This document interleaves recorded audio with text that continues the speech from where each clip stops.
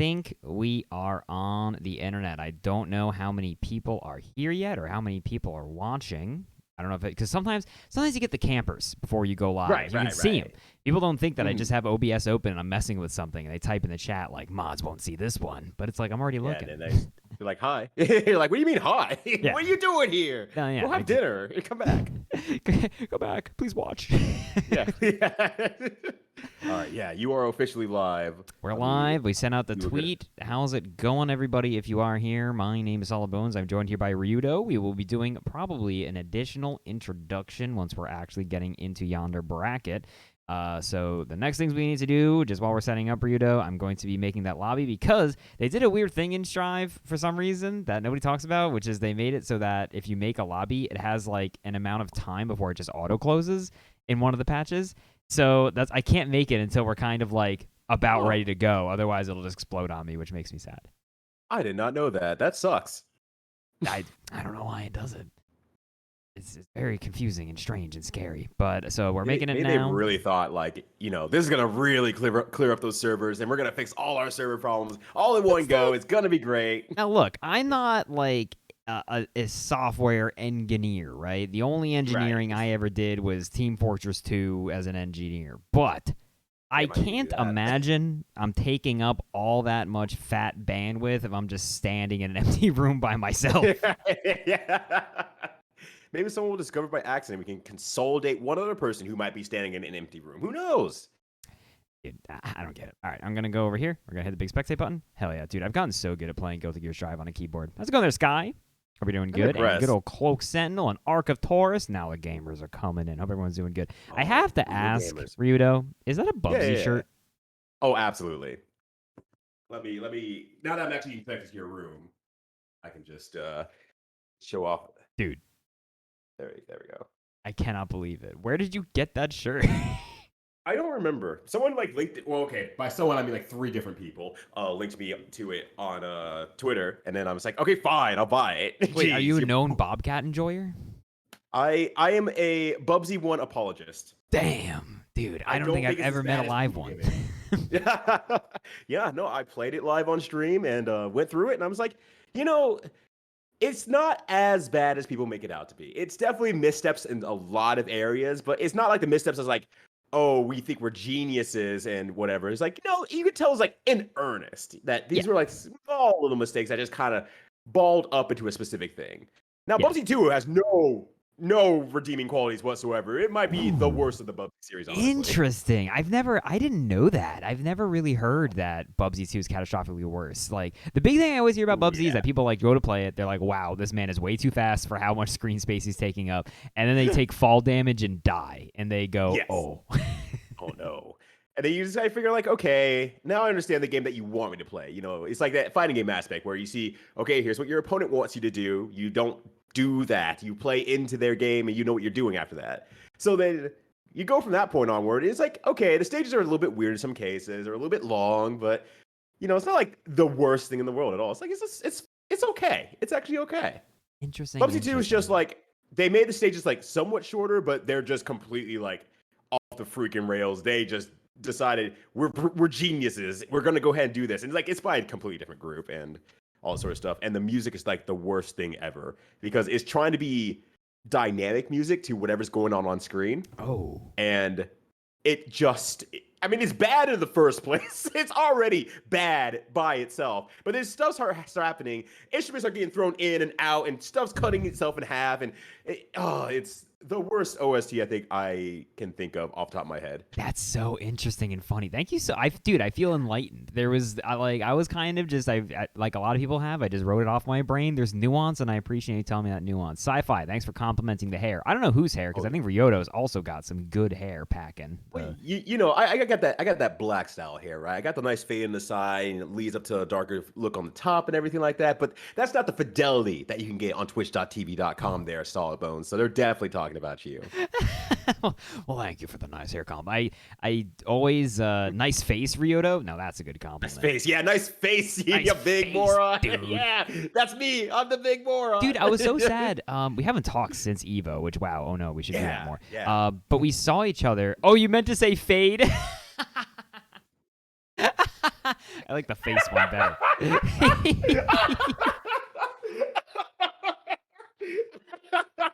Too late. I'm taking the compliment and running with it. There's nothing you can do about it, Sci-Fi Galaxy.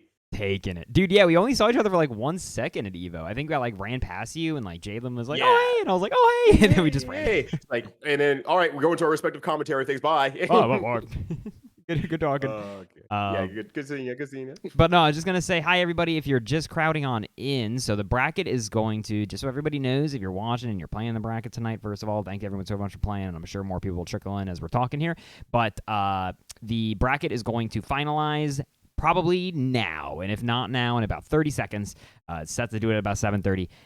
And then what's going to happen is everybody who didn't check in is going to get punted out of the bracket, and there will be a little bit of shuffling, and then you will see who you're actually fighting. So don't get too excited if you think you know who you're paired up against just yet. Bracket is going to get shuffled up in just a second, and then we will start calling our stream matches. Lord JD is going to be our substitute TO tonight. Sigwin had a prior engagement, so they're not able to do it tonight. It's going to be JD. Shout out to JD. Love you, buddy.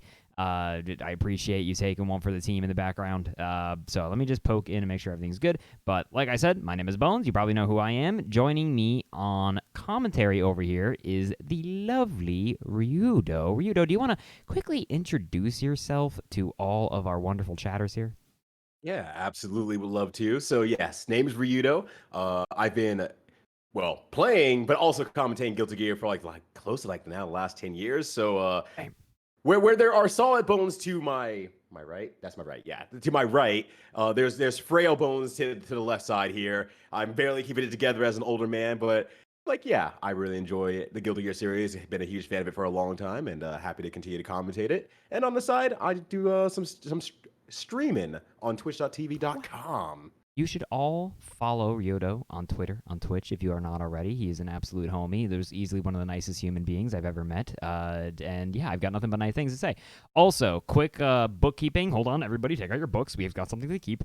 My pop filter, I got a new mic arm, and my nice passport. And my pop filter does not latch onto this properly. So I am rocking no pop filter tonight. That means every time I hit a P, y'all are going to feel it straight in your chest. It's not going to feel good. So just so you all know, I am aware. I'm going to get another pop thing to put on the mic itself.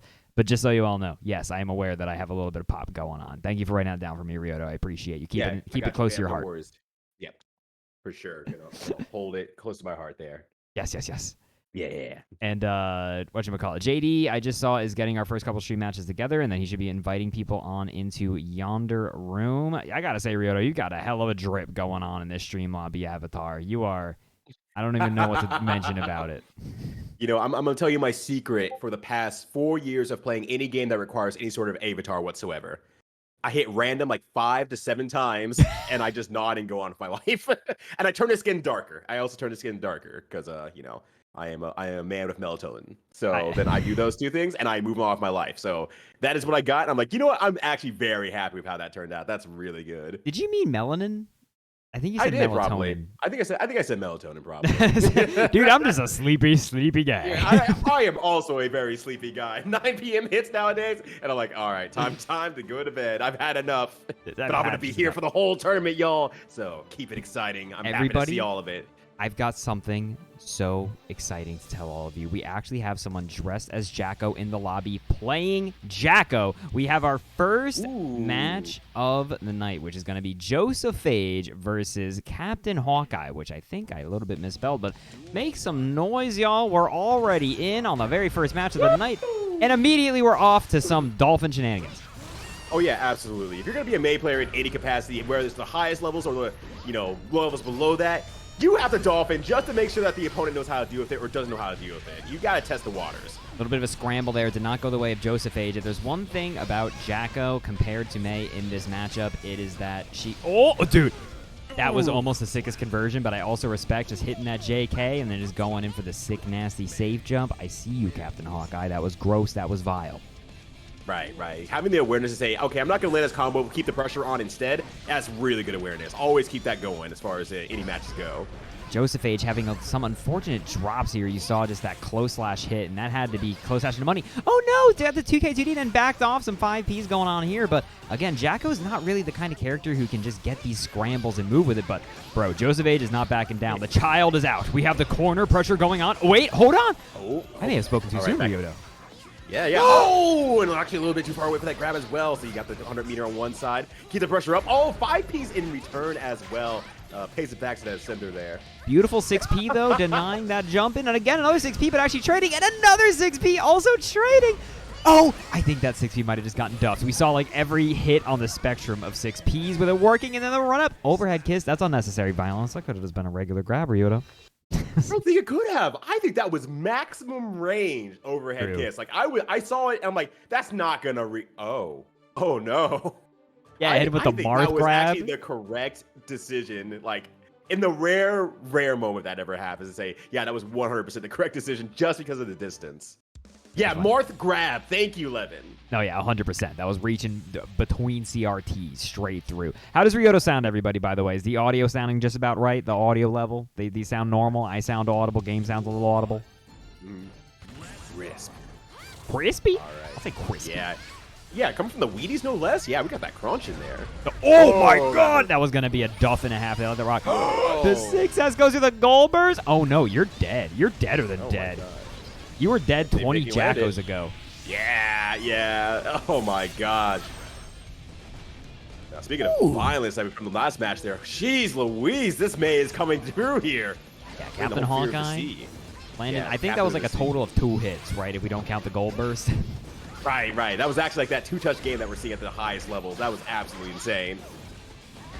Oh, no, the toesies popped by the big old JS. Okay, hold on. 6P to get started, but Joseph H has not been able to get any significant conversions off of these knockdowns. So they've been, like, winning these neutral exchanges, but, like, these need to be 1 neutral exchanges into gross Jacko stuff into dead, right? But unfortunately... Okay, managed to get the burst out right before they stuck to the wall. Nice success snipe, but again, these little neutral hits, it's hard to slug it out with May, as shown here. Captain Hawkeye is gonna take it over Joseph H and move on here. Now, I'd like to imagine, Senpo, that you were rooting for your homie, Captain Hawkeye, when you just screamed, "That's my GOAT," when they got that perfect. But I'd also like to imagine the reality where you were rooting for Joseph H, and they just got perfectly to blast through the wall, and you're like, "That's my GOAT!" And I'm just like, there they go. Straight through. Oh, yeah.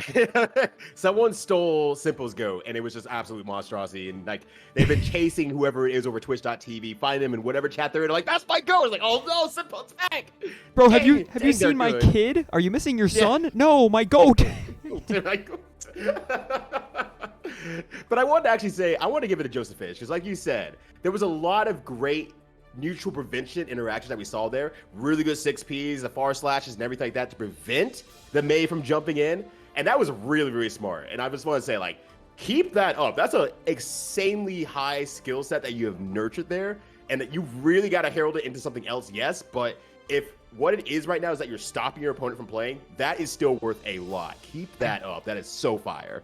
No, 100%. I think the only thing that was missing was the, like, when you won those neutral exchanges, theoretically as Jacko, that should be night-night, right? Like, it should be hit is out, set play is happening, they don't get to play the game anymore, wall break super, dead, right? Like, that was the missing component, because you had, like, a lot of game-winning opportunities with your neutral wins. So, like, again, great job on those. Kept it cool and collected. A lot of anti-airs. You love to see it.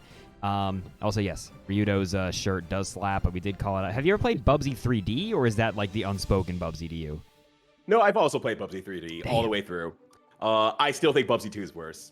Damn, the only positive Bubsy 2 has over Bubsy 3D, or the main positive, I should say, is that it's short.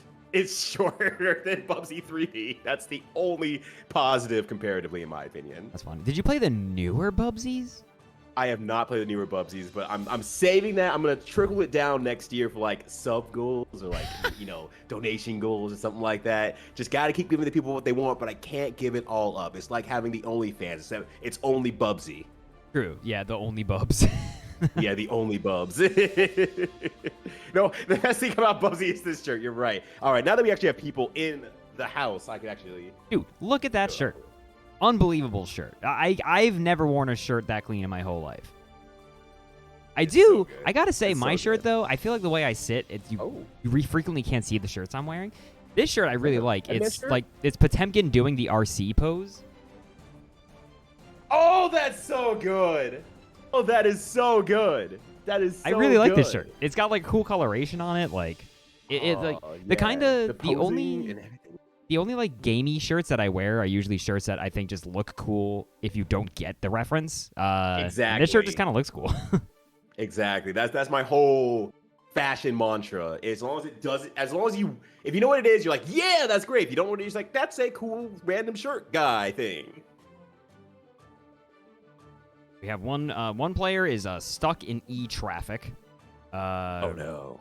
And is unable to join the lobby. We're gonna maybe ask them to restart the game, and then if they can't get on in, I can theoretically either destroy this lobby and try again, or we could scuttle that match to off stream. The fun enjoys. POing everybody.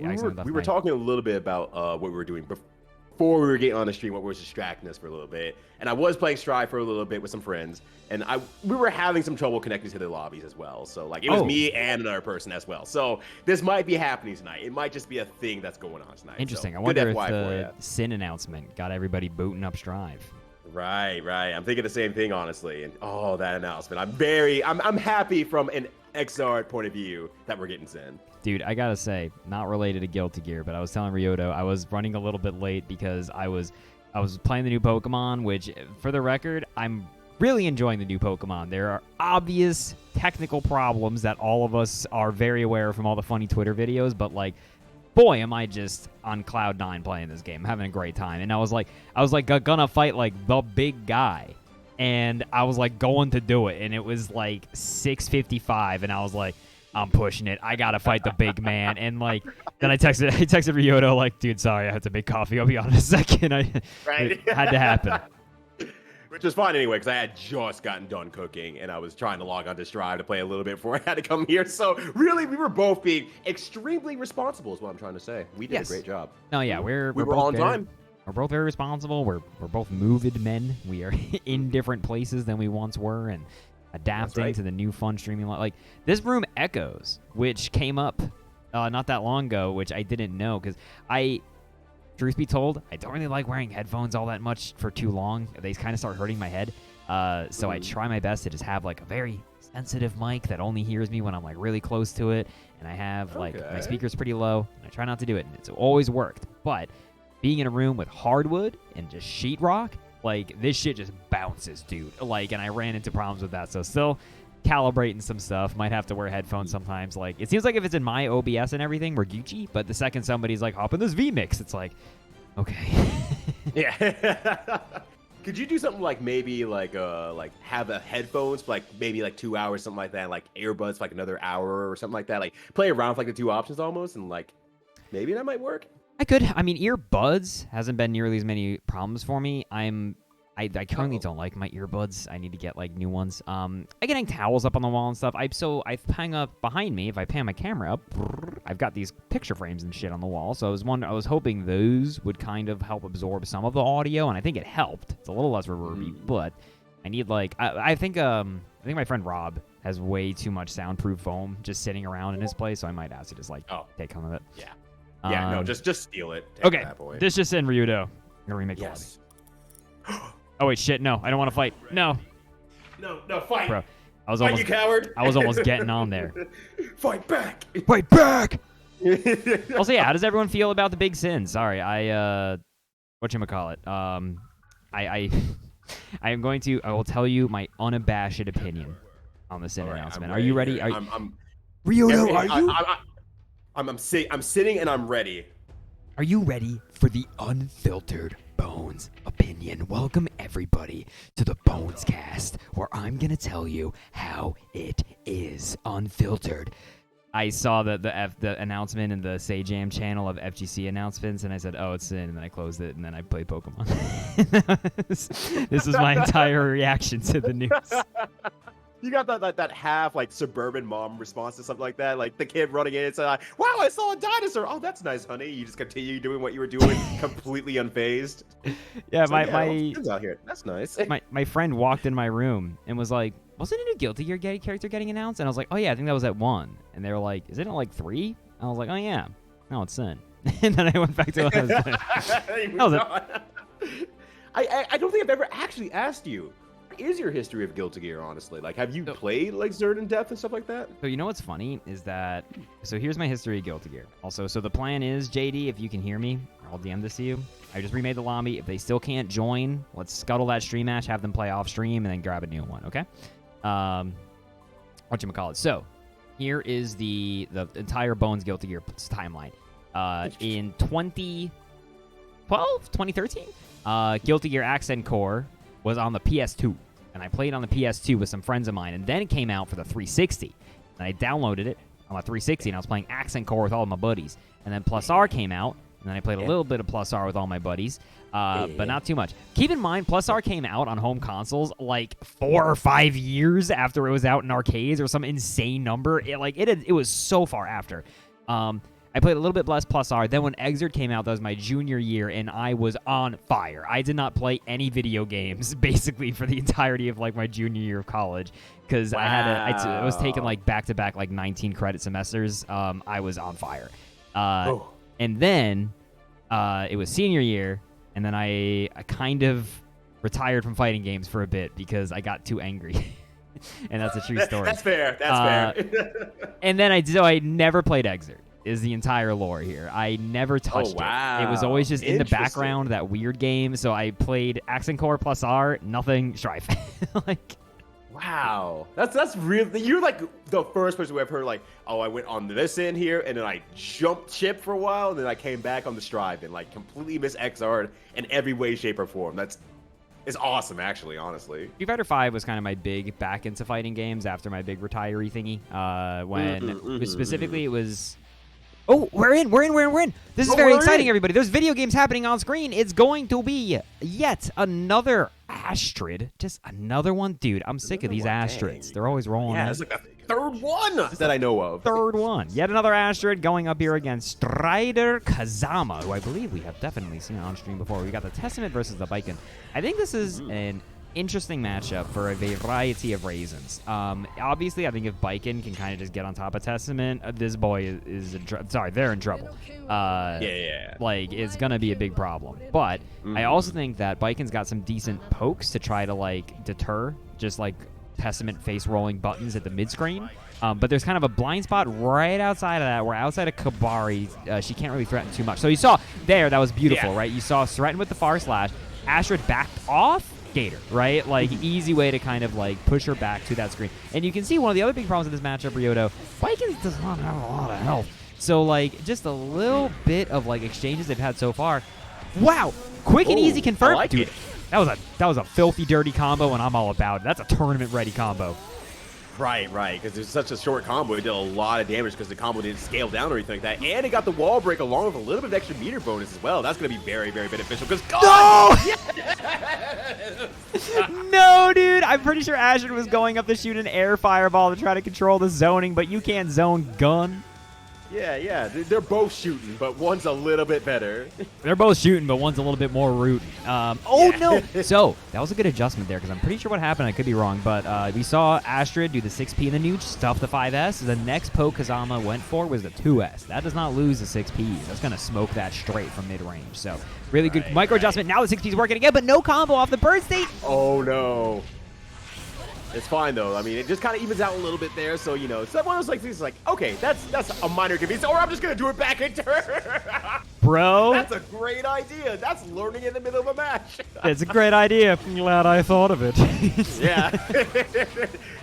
They'll never think of Wake Up Super. Dude, Wake Up Gator, my beloved. It's the kind of thing where it's like everyone's like, it's so slow. How would it ever come up? But, like, if you're trying to meaty Testament, Gator is a genuine super threat. You cannot underestimate it.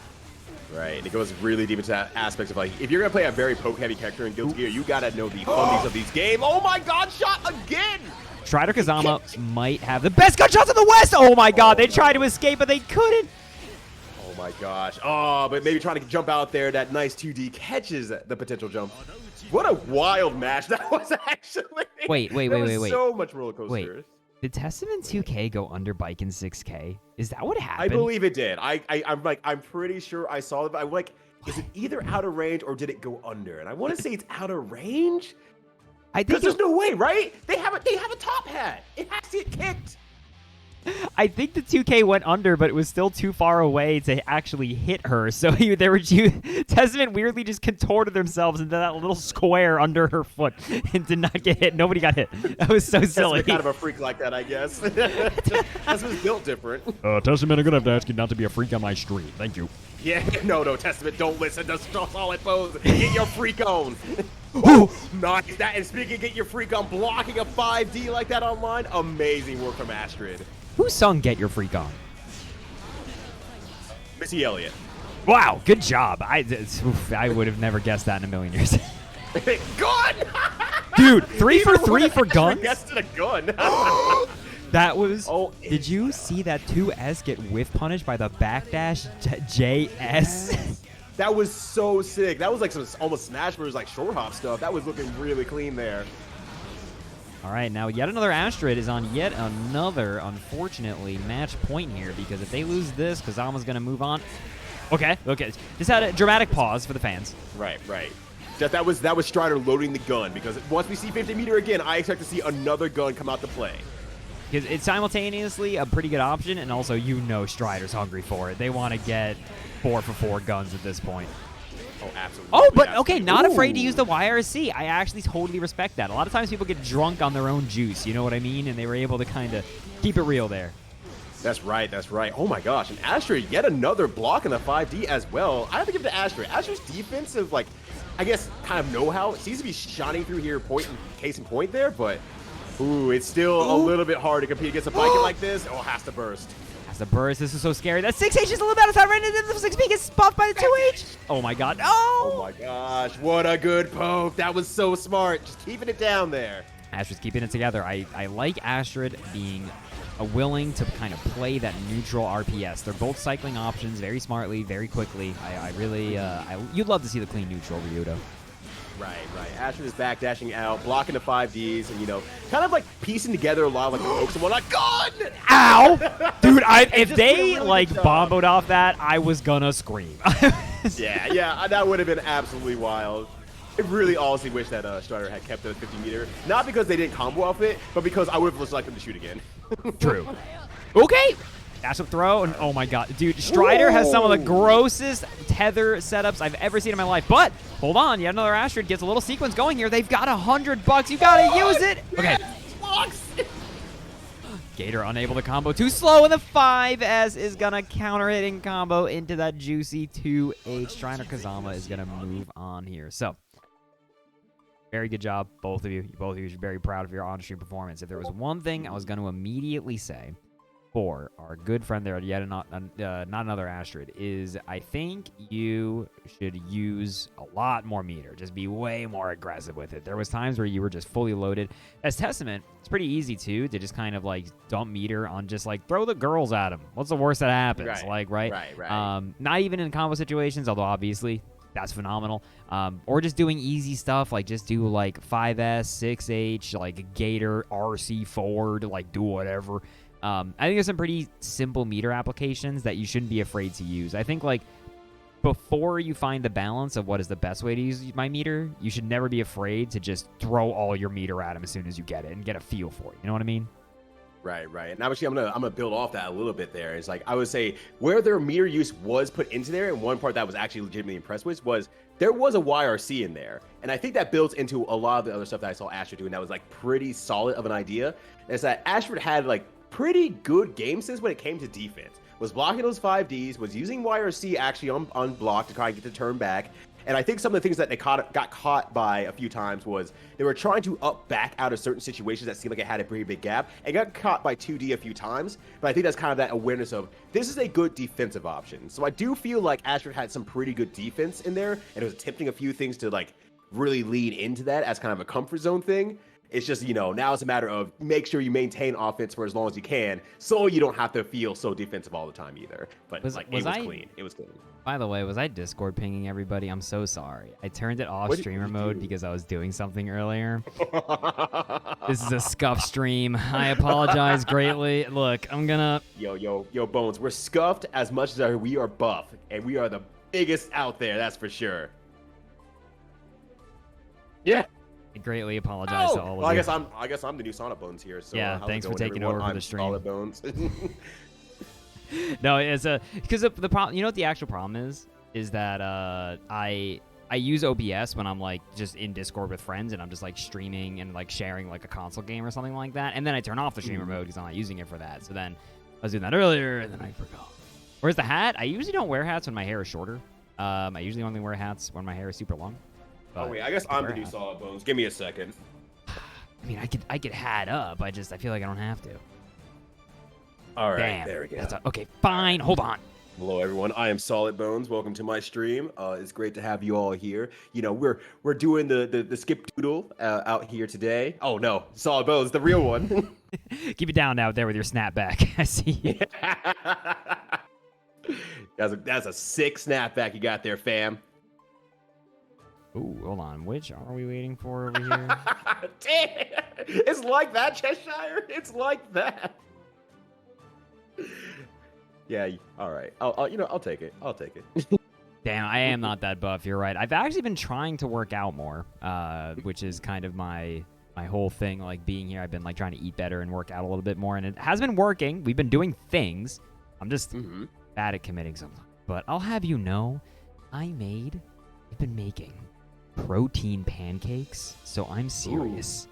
Those are good. Yes, they're pretty good actually. Yeah, like legitimately, like you sound like if you ever hear about it like from the outside looking in, you're like, there's no way that's gonna be like good, or that's like something like you put up with type of thing. It's like no, you can make it pretty good actually. It's also kind of shocking. Syrup is an easy way to just kind of inject a little bit of calories if you just need a little bit more in the day. Like you can just kind of throw in. It's like I need an extra hundo here. Can you give that to me, syrup? right, syrup. Listen here, syrup. Yeah, now syrup. We've been together for a long time. Don't neglect the bones though. Got to get the vitamin C. I also eat like an orange every day. I'll have you know. Wait, is vitamin C good for bones? I'm not answering because I'm not sure. And I don't want to be wrong. Live on twitch.tv.com. Calcium? Yeah, vitamin calcium. Okay. Yeah, 100%, yeah. dude. I mean, it starts with a C.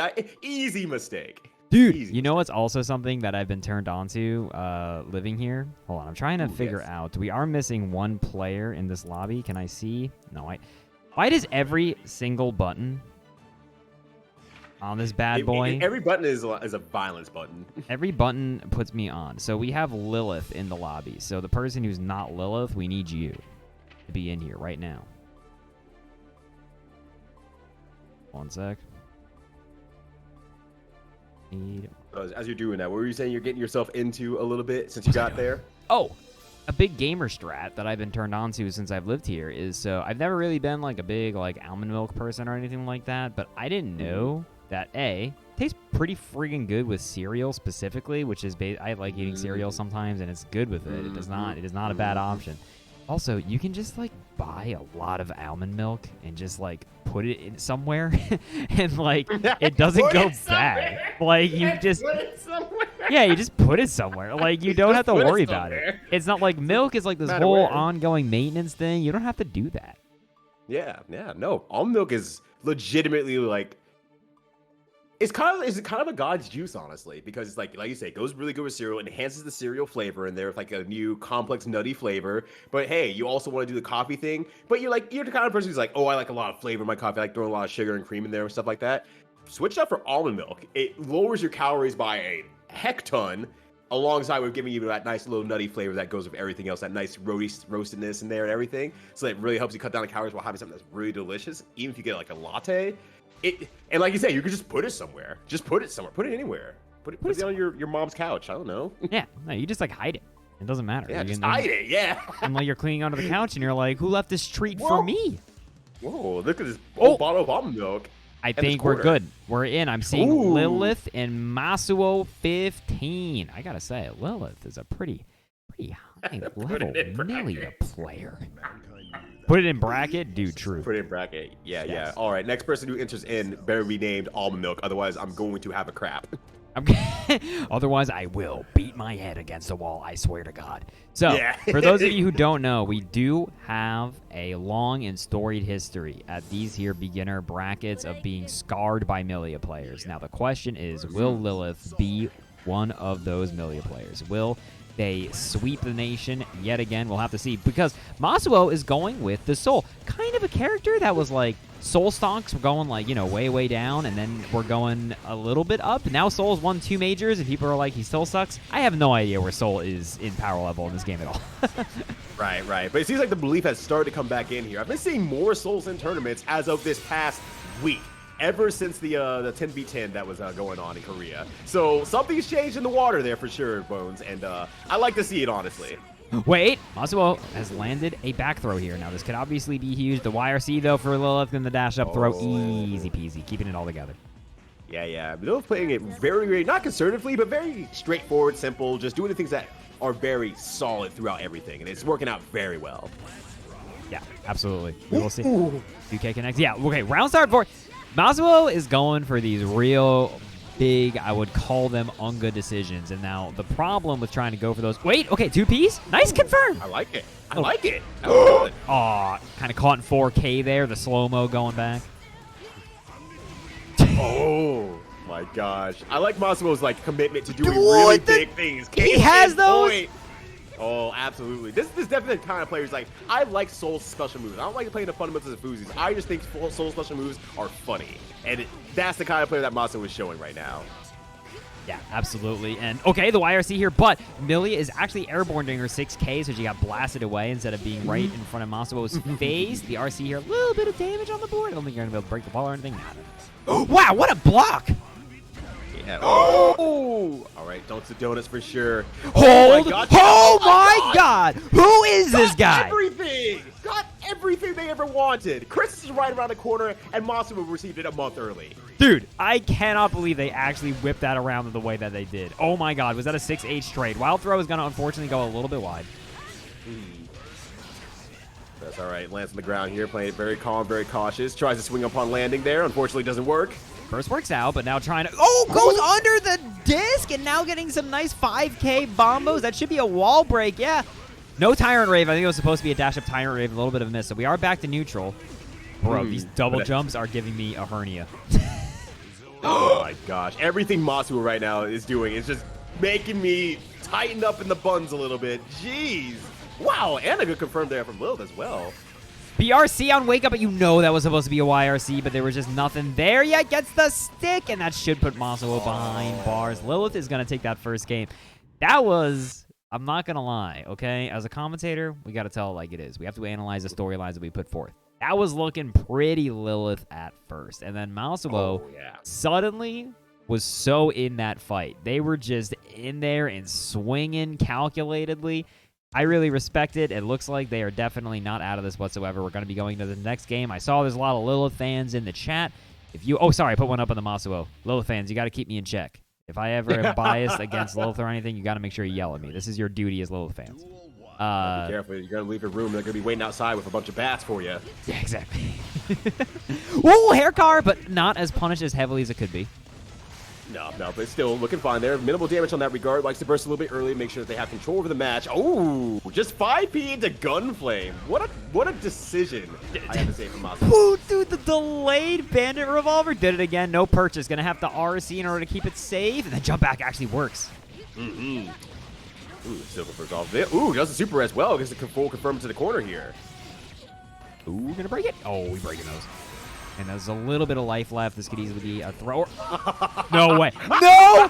What do you mean, dog? Yeah, that's going to be a burst out of that situation. The IB on the 5P.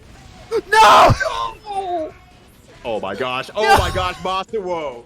Masuo is the kind of player who is able to throw out these options, really big options. You get hit by it, you're like, I should have got hit by that. But it keeps happening over and over, and you just start to tilt just a little bit, and that's all they want out of you. They don't even need to win. They just want you to tilt just a bit.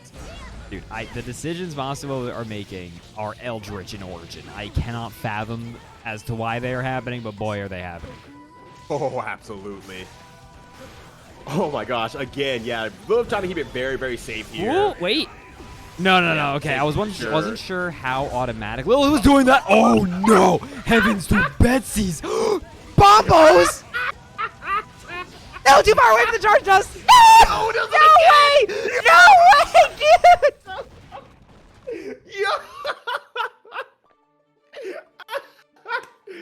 shout outs to Vortex doing the work out there, putting in overtime on a Monday. Dude. The weekend's over, and it came right out swinging. It's like, yeah, I'm recharged. Let me put in this 10 to 12 hours today. Dude, okay.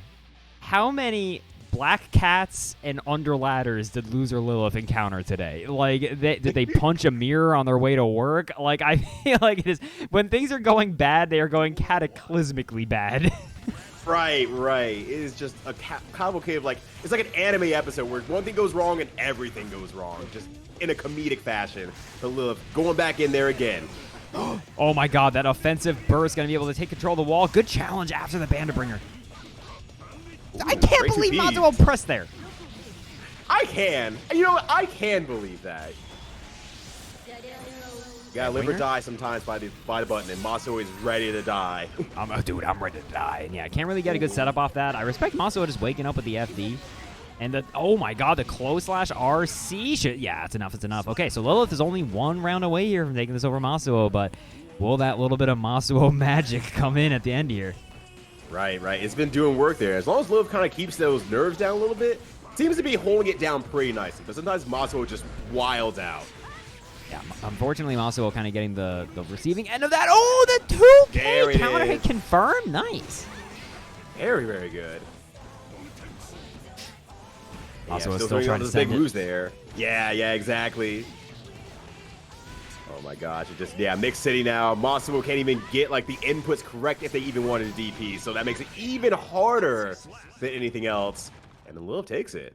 Lilith is going to take it over Mazuo. Dude, I got to say, I've kind of been won over. I'm a Mazuo fan. Mazuo, if you need to hear this, the streamer is now biased. If you pop up again, I'm going to scream and pop off. But more so a Mazuo for sure. But I am a Mazuo fan every day of the week. But Lilith, like you said, very solid, right? Very keeping it together, keeping it composed, moving through this bracket here. Very just simple Millia game plan. The simple stuff will get you far, man.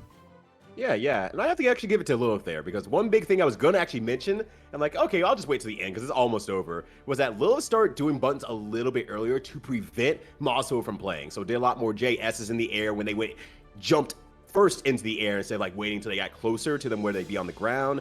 And then we saw at the end there with that 2K on the Vortex to stop that as well. So once Lilith started putting that together and really started caging Mazuo, they had the confidence to go right back in and just run train the rest of the day. Yeah. 100%. Next up is going to be Cloak Sentinel versus Cheshire. And Cheshire we have seen before. I'm sorry, I'm really bad at remembering sometimes whomst plays whomst. I think it is you, Cheshire. You believe. I believe that they are a testament. Me the muscular one, because if so, I like them. I'm biased now. Dude. Your face is looking good nowadays. Who do you go to for your face? Yeah. Where you get your face flex at? Yeah, I go to the sculptor. So I believe Cheshire was a Testament player, unless I'm hideously wrong. And then I cannot recall if we have seen Cloak on stream. We very well might have, but you're gonna have to forgive me. I'm a combination of an old man, and also we see a lot of players nowadays. Yes, they are a Testament. We are at least half right. And Cloak is new. All right. And Cloak is new. All right. Well, then you love to see it. Bro. Cloak, the appropriate chip Xanath. Going invisible in this matchup. Yeah, and they are going to be rocking the chip. You know, we only have a couple chips who are still alive in these brackets. A lot of them have gone on to graduate by placing in that big top 3. So every chip we see, it's like, ooh, they're back. Yeah, that's great to hear. Wow. Whoa, okay. Ow. I didn't expect that to actually, like, stick already, but here we are. Bakugans are trying to come out here. Cloak Sentinel's got a lot of ground to make up, but it's still not undoable. Hey, at least you got the burst. We take those at the bank. Right, exactly. All right, they're dancing around each other. They're moving a lot, actually. I'm kind of impressed. Like, there has not been a touch for a while here. Wow, he even blocks that as top of everything else. That's insane. Actually crazy. And here we go. Just a 50-meter easy spin. Get the girls out there, running a little bit of a mix, and the jumping connects. What a bombo from Cheshire. Easy peasy. Yeah, some delicious combos in there. Some yumbos for sure.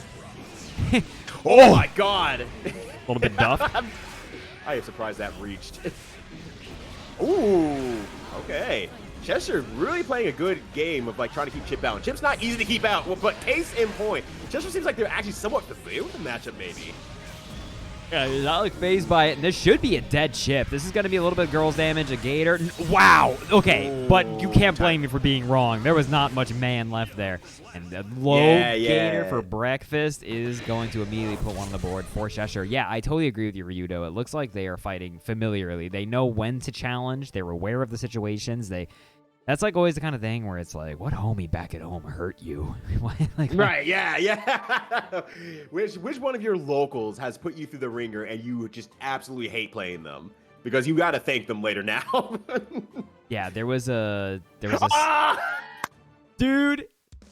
That's so funny. Shout outs to Relic warming up Cheshire. Relic. This is bad news bears, unfortunately, for Cloak Sentinel. But hey, they've been fighting so far. Let's see if they can whip it around in this second bit. It's something I always think about is I went to a local once, and I was playing Falcon Street Fighter at the time, and there was a spacing trap that I did a lot that always caught people. And the first person I did it to just didn't hit anything.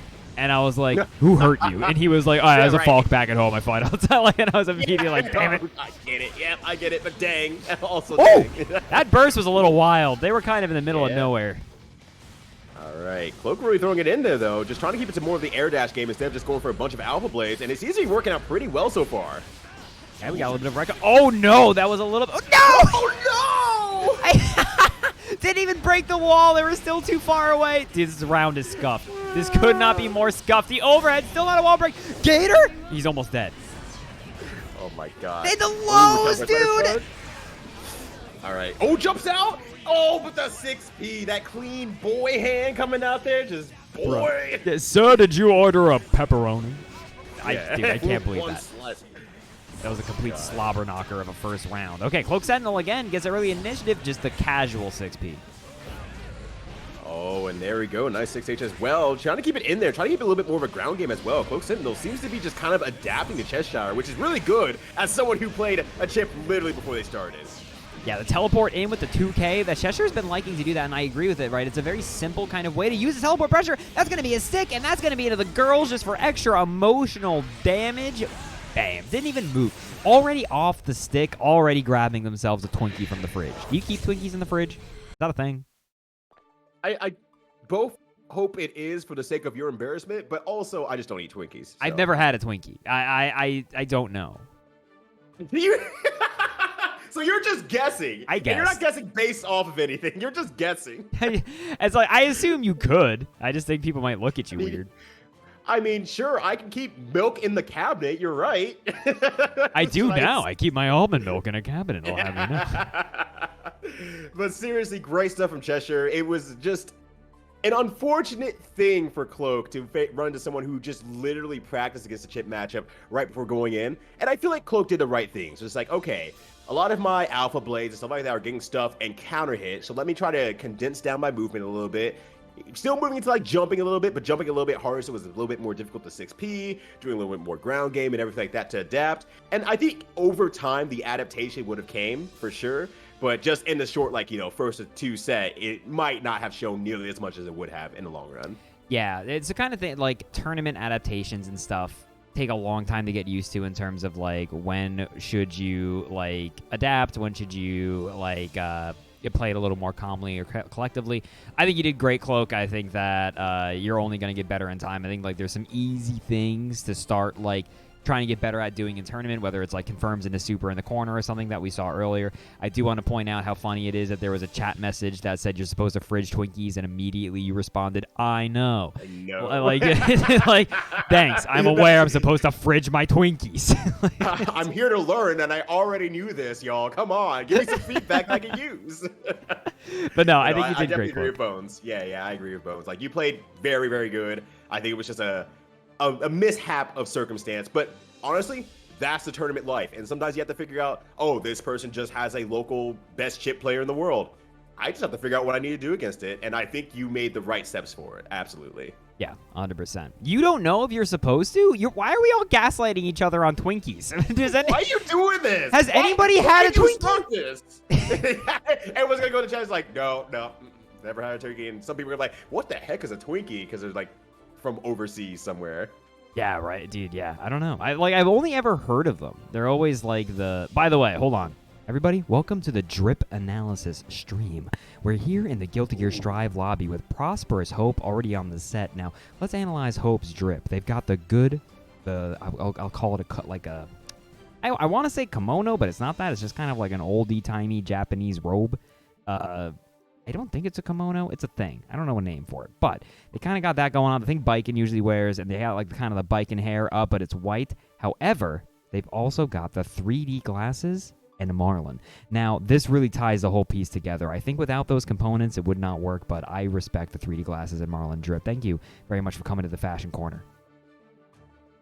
Yeah, that was some good analysis there. That hit home 100%. I would like more analysis in the future. If you could so provide it, please and thank you. Signed the entire chat room. Signed all of us. All of us, everyone. Now watch as they don't pick Biken. Who do they have picked? Right, no, right. They're Biken. They're Biken. Crouching I'm a Idiot, Mike. thank you so much for the big 3 months. You always wanted to eat Twinkies, but they're not kosher. Bro, I don't think a single one of us has had a Twinkie. Like, this is problematic. You're the problem! You are the problem! What do you mean? This is a we thing. No, this is a you thing! All right, Prosperous Hope make here stuff going up. up against Turtle. Now, here's the thing. Happy Chaos is one of the 2 characters that I always say of any of the characters in Strive has the most you must be this tall to ride this ride execution requirements. I think it's him, and I think it's Gold Lewis. Those 2 characters require execution or your game plan falls apart so fast you explode. People always also say Zato, and I actually don't agree. I think Zato you can play quite a bit sloppier than those 2, and it doesn't get you killed. It will with these 2. So we're going to see what is Turtle's general game plan. What are they like in the Nooch? How much control do they have over this character? Because I think of any character, Biken actually has normals that can beat Happy Chaos as a neutral. You can't rely on them too much. And Turtle not even given the opportunity to even let the normals come out there. Just immediately throws a curse ball and backs the heck up. That's good. That's good. Yeah. Good. But Turtle, you can see, almost out of bullets, and now they're getting slapped, right? Now this is the dangerous situation. You have to block against Biken. Not just any Biken, Prosperous Hope Biken. And they're trying to come in with the swingaroony 6S, but unfortunately not finding nothing. Ooh, yeah, getting on that 6P as well. Takes the corner back again. JS doing the work here. And yeah, I think this is like a situation that Turtle is just not very familiar with yet. Oh, did you see him? The mind games! Bro, I expected like a little bang flag to come out of the gun. He just pointed it at her. Oh for my like 20 gosh, minutes. that would be amazing and awful. God. But yeah, like if someone held a gun to me, I'm not gonna take a guess. And that was really good stuff from Prosperous to hold it out for a little bit. Oh, Turtle got a headache. This could be huge, and the dash-up throw. Yeah, that was a great ability for Turtle to try to wait out that headache, and the gunshot is going to work there. Turtle. Wow, Turtle brought it all the way back and even got the full burst out from Prosperous Hope. So they might not have any burst for a long time depending on how this match starts. And this is a great way for it to start. Yeah, big 2S connecting there. So I think like the way this neutral works out a lot in this matchup is that you're going to see a lot of Happy Chaos 2S, a lot of Biken 2H, and a lot of Happy Chaos 6S and 6P, right? Because like Biken is really good at blowing up Happy Chaos's 6S and 6P from like mid-screen. Gunshot. Oh, wow, it actually caught him in the back. I thought, I don't know. Yeah, that got him in the buns. And then the VRC coming out. Wow, what an end of that match for sure. Bro, the mat was already coming. Yeah. It's like, you know it's coming. You got to respect it. But, oh, my gosh. And that's what you were talking about earlier. Biken Buttons being able to beat out Happy Chaos kind of in those neutral situations. That 2S is doing so much work for Prosperous Hope. Yeah, that's so much work, right? Like, you'll see there's so many other matchups where Happy Chaos can be a lot more belligerent. But again, you saw right there, just trying to 6S out of the corner. No, absolutely. And just going to air dash in and get the 5P. Will we see a gunshot is what I'm wondering, because Biken's got 2 in the chamber. Oh, absolutely. Yeah. Absolutely. Bringing out the blunderbuss 100%. Yeah, straight bringing out the blunderbuss. Something that a lot of people I find don't actually know because they just see Happy Chaos and they're just like, character dumb and shoot gun and there's no counterplay. Something that's important to know is that Happy Chaos cannot block when he has the gun out. So once he stands up, he will explode if something's coming at him. That is why you see so many Bikens just take pot shots from like mid-screen, because as you saw there, he did Goosebumps ball into the stands. He was already dead. The second that he had committed to that, he was going to die. So that's why it's such a good option there, and that's why I was like, well, we see the gunshot, because it does really help against Happy Chaos. There, a Happy Chaos player who was really good, whose name is escaping my brain, used to play in Bamboo Battles all the time, said that I actually do think Baiken can fight this matchup pretty well, but I also think, like, I say that under my breath because I know everybody hates his character and does not want to hear me say that. But they felt like Baiken actually did pretty good in the matchup, so I think it can happen. I think no, I can see it. Unfortunately, Turtle's game exploded. By the way, sorry, I forgot. Turtle actually entered as Sooty Whisper. Okay, gotcha. So their game has crashed. They'll be back. So we'll get there. I can't believe it. I just shot the game. It made Happy Chaos explode. Made the game explode. Just absolutely rude player. That's the worst. Dude, this character sucks. It makes my game crash. Yeah, it makes my game crash. Oh, well, maybe you should just get good. It's like, dang, you're right. I should learn. Do y'all remember software engineering? Do y'all remember one of the funniest arcs I've ever seen in a fighting game is when Landrakia first got added to Uniclear, that he could crash the game very easily by just doing a series of moves in a combo. And then it was like this whole race of like, I saw somebody post on Twitter, like any % speed run game crash. And it's just like they turn on Uniclear, like they menu in super fast, they just do it, crash, and it's like time. And it was just like, hell yeah. Yes, I know Ajikin is a Happy Chaos player. They're also in bracket. Oh, okay. So we at least have 2 Happy Chaos players. And you know what? Actually makes me happy because maybe from your history as well a little bit, you might have heard people kind of be like, well, I want to get into Guilty Gear, but it's a little too hard. There's a little bit too much going on. I have to press too many buttons, all that sort of stuff. It gets a little bit complicated. But we're kind of coming to these beginner bracket tournaments and whatnot, and people are picking up Happy Chaos and saying, you know what? No, I see the power at the end of the road. I want to give it a try here. And they're willing to put in the time and the effort to really give this character a shot. And I'm legitimately impressed with people really being gung-ho about it.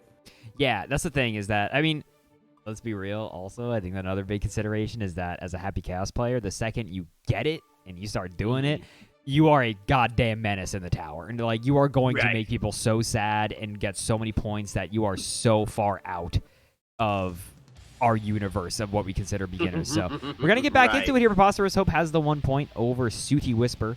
Every time you hear the word suit, God, this is going to be the second Pokemon reference I make on stream, and Ryyudo over here only plays Bubsy. He's never played a Pokemon game in his life. But well, maybe you should play Bubsy. You're right.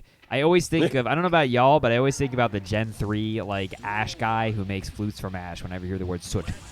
Maybe that's just me and being weird. But Prosperous Hope going up again against Sooty Whisper and whiffing that big old 2S, nothing for it, and now Prosperous Hope getting that big bombo on. Oh my gosh, yeah, one heck of a combo to start off this match here. If I was back against the corner, but gets paid out in dividends, really needs to keep this corner and keeps their ammo up at the same time if they can, but concentration's running low. Oh, wait. Gun! Oh, he tried a 2K. Is he trying to limbo under it, or are those 2Ks on accident? I actually cannot tell. And this is going to put them on life support. A YRC last-ditch effort. Wow! Damn, he's good. Wow. Yeah, dang, he's good. All right, crawling out here just a little bit to make sure they don't get hit, but JS comes out on the other side. Did you see the hit stop on that? That was like a full 2 seconds. Yeah. Sooty Whisper just feeling it. Just like, oh man, that does suck when you get stabbed in the back by a giant, chain on a kebab, I guess. I don't know what you call those things. Giant chain on a... I think it's just a... It's like it's a mace head on a chain.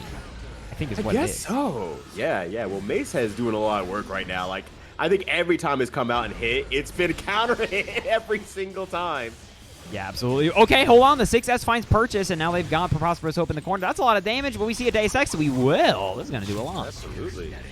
Yeah, this is kind of the big damage that I think Sooty Whisper's been looking for quite a while here to make their game plan really start to shine. Oh my God, they managed to land that shot, but the 2S actually whiffs, and now they may have overextended just a little bit. They get the throw, though, in the RC, but no comp. Bro, okay. There we go. That was the most next slide, please, and you're dead thing. Yeah. Yeah, I think the game, we might be right. Happy Chaos might be kind of but like putting they're overclocking their computer. Like they're on stream, and it takes 64 gigabytes of RAM to play Happy Chaos. Right. Every button you press takes another gig of RAM. You really got to make sure you have enough there. Oh my gosh! Every 2S, every Oh my JS, God. just counter hits. Looks like these two maybe kind of flailing a little bit, kind of lost in the soup, as it were. We may have to have a potential conversation of some kind. You know, everyone's always favorite part of running tournaments, and it looks like Hope has just maybe exploded. Maybe a DC, honestly, because Hope stopped moving before Turtle, so I'm wondering maybe they got DC'd somewhere along the way. All right, now everybody, it is time to problem solve. It seems like something is foul in the state of Denmark. I don't know how those games felt for our two players, but I imagine not good. I don't know if our players are in chat or watching, or if they're in. Okay, Prosperous Hope says not good. Not good. Most stable online tournament match. Yeah, that was about as stable as it gets. All right, hold up. Hold on, I got to do a TO thing in the background. All right, make it happen, Captain. But still, nonetheless, you know, one thing that I am liking from City Whisperer, from where we can see for the match there, is that, you know, understands where their strengths are, isn't trying to go for like anything crazy. It's like, as if you're trying to pick up Happy Chaos, you probably see like all the players at the top who are trying to do like, okay, I'm doing the roll mix up and to jump in mix up, the cross up mix up and stuff like that. And then you see like, you know, the far keep out game, the good reload, the good resource management, everything. So I think when you're starting off with Happy Chaos, if you really want to start getting to this character, don't try to pull that entire game plan together. Happy Chaos is extraordinarily strong in both of those camps. So pick up one of those camps, figure out what you really need to do with that, and then piece other parts into it as you go along. Don't try to do everything at once as much as you possibly can. So real quick, let me also just say, it seems like, as Ryyudo was saying earlier, something screwy is going on today with the old Guilty Gear Strive servers. So if you play a match and it big stinks, remember, be kind. Just like if we have to do connection tests or anything like that, just like put up with it, deal with it, and if it's nobody's fault, we will find solutions. I'll have y'all know, we have flipped coins to determine winners of games, and we will do it again because this is a beginner's bracket for the sake of learning and having fun. We're not playing for $1,000. We can afford to do these things. So we'll figure it out in the background here between our two players there. I think we're going to try to get another stream match on. The original money match, yes, indeed. The original money match is just flipping coin. No, I think so. I've got a theory. Do you want to hear my theory? I would love to hear your theory. So I think, and I could be wrong. Again, I'm not an engineer. I don't know what the hell's going on. But I have a feeling that they've been kind of sunsetting some of the servers for Guilty Gear Strive as the player base has gone down a little bit. And then it may have just exploded up to a point that the poor servers that they have on actually can't take it right now. But maybe they have to flick on a couple other ones. That's my game theory. You know, once again, I'm not a server IT computer guy or nothing like that either, but that's a pretty good theory. Like that, I feel like that theory is actually well crafted enough to be like, yeah, you might be right. Actually, you might be right, and that's how they're condensing it down. Because I think we kind of have that on the other end where, you know, you've probably gone to the tower and you're like, okay, it puts you into like a whatever tower. It's like, hey, there's 0 people here. It's like, okay, why'd you put me in this tower then? Yeah. I think there might be some logistics behind the scenes that's like, okay, yeah, we're putting you in like a tower that's like opened up so that people will be flooding into there over time, but now it's not happening anymore. It's like, okay, well now it's just empty. You have to kind of refresh, and maybe that'll kind of narrow everything down. By maybe the we're way, just making stuff up. Hold on, to be an airport announcer real quick. The white zone is for loading and unloading only. Prosperous Hope, can you get off the setup? Thank you very much. Prosperous Hope, can you get off the setup? Your luggage can be found outside in the gutter. Thank you very much, Prosperous Hope. I appreciate you. So we should be getting Ed and Tidge, who I'm pretty sure have played each other before, so if their connection is just imploding. Okay. Okay, here's the formal Bones decision as of this point in time, Ryyudo. Are you ready for this? Oh, yes, I'm ready. We will try to keep going. If the connections stay soupy and stay poopy, we may have to... I am totally fine with pulling the plug on tonight and just trying again when the servers are maybe a little bit more cooperative, rather than having everyone play frustrating, awful matches. We're not that Neko Arc tournament they did online, which was like Wi-Fi encouraged, like Nightmare Zone. But moving on to this next game, which hopefully is a lot less... can't tell if it's better or worse for our players. There hasn't been a lot of interaction so far, but Ed with 5 Ds going up here against Lord Tigio. I've liked what Ed's done so far. Just ran right in with a far slash, did a special to cancel back into Beyblade, and then did it again, until it got everything out of TGO. You know what's so funny is that, like, these two characters, despite being omega popular, like, in everything. Oh, no! Big mistake, player! No, got plus off of that because it hit so freaking high. I'm sorry, dude. Go ahead. I can't believe that. That was a common. That was so unfortunate. That actually could have been instantly the game if TGO had teched forward, but they weren't paying attention, unfortunately. Sorry, that's. I didn't mean it that way. I just mean that they didn't think, like, why the heck would you drop this in pop right now? That's not right. Why would those events happen? I respect that though, all the same. Whoa, DP from downtown. Love to see it. Nice. Backdashing out there. All right, the game begins again. The corner has been earned. Backdash is out. Oh, smooth criminal style. I like to see it. So, smooth criminal style? Yeah. Dude, I have a... blocks lit underneath their feet. Oh, that should be dead. Yeah, oh my super gosh. Dead. Something I think about all the time is that, because very famously, and maybe the only thing Alien Ant Farm ever did that anyone remembers is they did a cover of Smooth Criminal. And a buddy of mine is like, his like secret worst opinion is he's like, I think that I like that cover a little bit more than the original, but he only says that like in deep whispers in the darkest corners, like before anyone can hear him. I think that cover is fine for what it is. I think it's, but that's also just more of a testament that Smooth Criminal is a really, really good song. Yeah. Like, if someone told me that, I'd be like, that's actually a completely understandable opinion. It's not like, you're getting like the folksy cover of like, a black R&B song or something like that. That makes it completely different and like doesn't lose the soul of the song. It's like, no, that makes sense. It does its own take, but it still flows the right way. Like you said, it's still a good song. Hold on, just like Ryyudo. It's still really good for Leo. It's a really good song. We got to talk how they did a round star DP and it worked, ran up, and then immediately countered as soon as they left the ground. TGO has been cooking. That should have been a super, but it's okay. We'll allow it. Yeah, right. Well, yeah, like TGO is still fine. Wow. Shout out to 6PP in the 2D there, though. But yeah, TGO has a bunch of life, has a bunch of meter. No burst on deck, though, so has to hold a few of these. But once, yeah, this is fine. All right, yes. so TGO. Are you gonna nut out this game? Are you gonna do it again? Oh, okay. No. Ed is gonna be the one who's nutting out this time.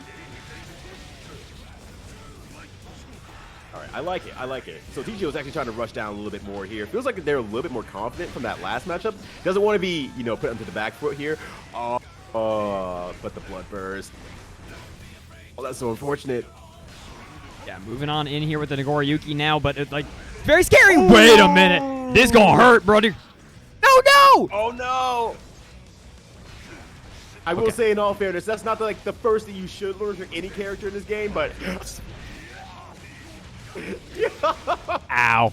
Yeah, these things happen. That was unfortunately going to be the most dead anybody ever was. Nago, no! Nago, yes! Yeah, that was... Bro, the amount of times I've seen a Nagoriyuki pop and then not pay for their sins whatsoever is shockingly high. You would think it would be more. It's really high. Yeah, you would think, but no, there's just something about that blood pop. It just doesn't... I don't know. It just doesn't work for some people to do anything against it. Oh my gosh! I did a back turn S into counter. I love it. Yeah, and then gonna catch. Oh my god. Nice. So TGO has burst, but I think a command grab might straight kill him. So he has to be careful here. This is my burst, you fool! I was never gonna use it ever in my whole life. Ed now on life support. They both are. These guys are scrapping. Oh, absolutely. Oh, this is very scary as well. Because I was gonna say, if you throw out a boom, then you're gonna get counterplayed in turn. Terrifying. Oh my gosh, god. Why is it again? Dude, the footsies of the 2D and then the dash. I'm throwing. There should have been OTG. Oh my god. Any button would have killed right there. Like, OTG. I was losing it. Dude, I think he thought the throw might have just straight killed. But like. Oh, you're thinking that he Woshiga'd. He stood up. My friend was just showing that to someone for the first time, and my immediate response is always like, "Dude, let Woshige sleep. Let them live." No. He got us into ESPN. He can't sleep. Sorry, Yoshide. Oh my god, dude. TGO is so, like, they're just working. Yeah, and doing it again. This is kind of a huge difference from like the first match where Ed was just using //// chains and whatnot, and I was just getting them all the mileage. Now TGO is just doing a bunch of 2D and flash kicks instead. In turn, it is working wonders right now. No, never mind. TGO's just going buck wild. Big DP here. God. Okay, again, like, dude, these DPs are just working. And TGO, I gotta say, most of the, I think the thing that takes a long time for Leo players to actually develop is, like, the ability to make those knockdowns as scary as they are. But TGO, I think, has quite a strong arm on them in terms of gross Leo mix-ups. But unfortunately, going for the big play here. But okay, had the meter to make it plus as can do. And the Beyblade's gonna counter. No, that should have been flipping forward to DP. I could have said it better myself, Solid Bones. And I am just actually, like, I think TGO is just getting, like, to the point where it's, like, confidence is coming into play here. So you're starting to see, like, maybe not the greatest combos from, like, the Okazeme situations, but is just doing it with confidence, like, to mess with the opponent. Have you ever seen two characters be knocked down, like, cornered from each other? They were as far as they could possibly be. Oh, wow. Just big showing. Okay, understand. Bro! Oh my god! You Goomba! You gosh dang paratrooper! I can't believe you did that. But TGO's gonna get a bit here. You knew it was coming. Yeah, absolutely. I wonder if Ed's gonna do it on Wake Up. There's no way. No way, dude! TGO. No way. They got those? Oh no, a little bit too early. That's unfortunate. And we're going down to double Luigi between these two players, dude. This is... Oh my gosh. No way. I am on cloud 9 right now. This is like one of the best matches I have seen in quite some time. The DP works this time, and now it's Lowe's. Tigi is in the driver's seat. Can't get to the corner. What the hell was that? BRC combo. That was BRC only combo. Ed's a genius. Oh my god. Wait, he's gonna pop! Oh no, explosion. Can you get up in time and punish that? Oh. No, you back off. He wasn't sure. He was not sure. He did not want to get baseball swung in the face. But now Tichi's got no life, and the Beyblade is gonna work, dude. Oh my god. I'm wondering if maybe TGO was going for a super from long range, like the spin the win super. I don't know the inputs between the two of them, but I'm wondering if maybe that's what the attempt was. Ah, my god. What a match.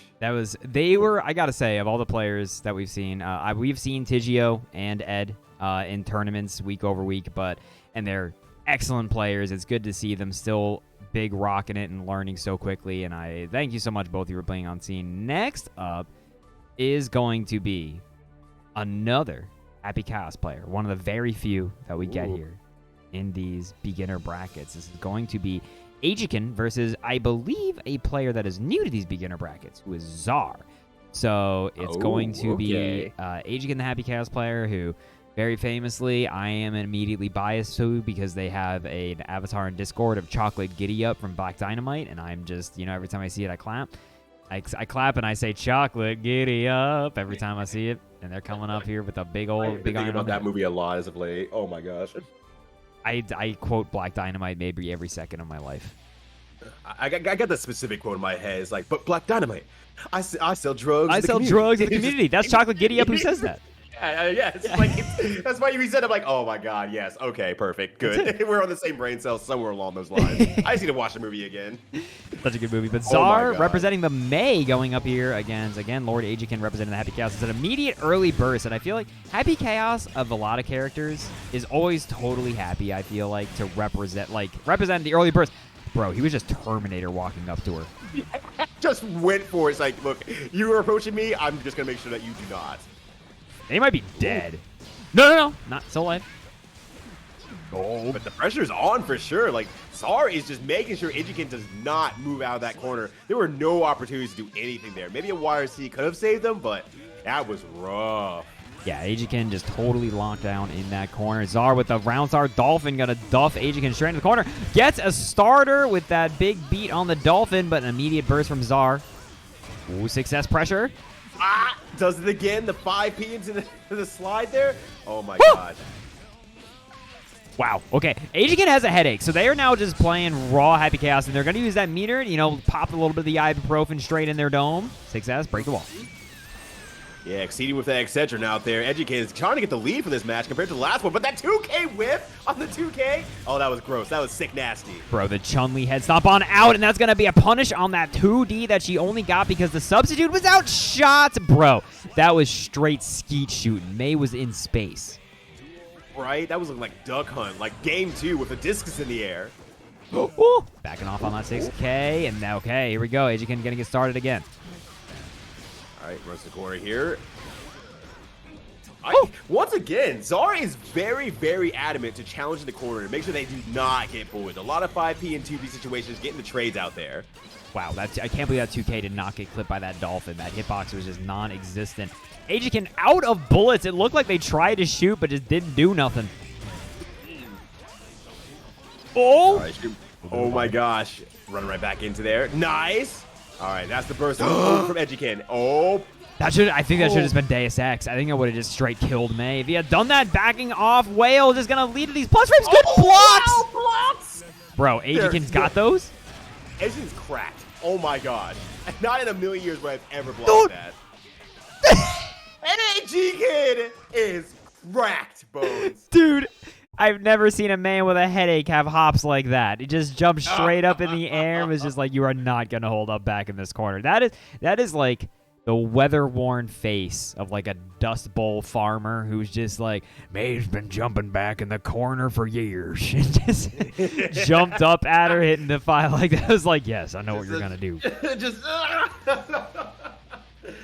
Oh my gosh, that was amazing stuff from Edukin. Because I feel like during that whole match, Zara was doing a great job of locking Edukin down. And Edukin really just kind of rolled punches, both literally and figuratively, and just made their own way through all of it. That's really impressive against someone like Mei. Dude! The Dolphin went a little bit short. Now Cesar is kind of in a gross situation, but they don't have the burst. But hold up, this could be big.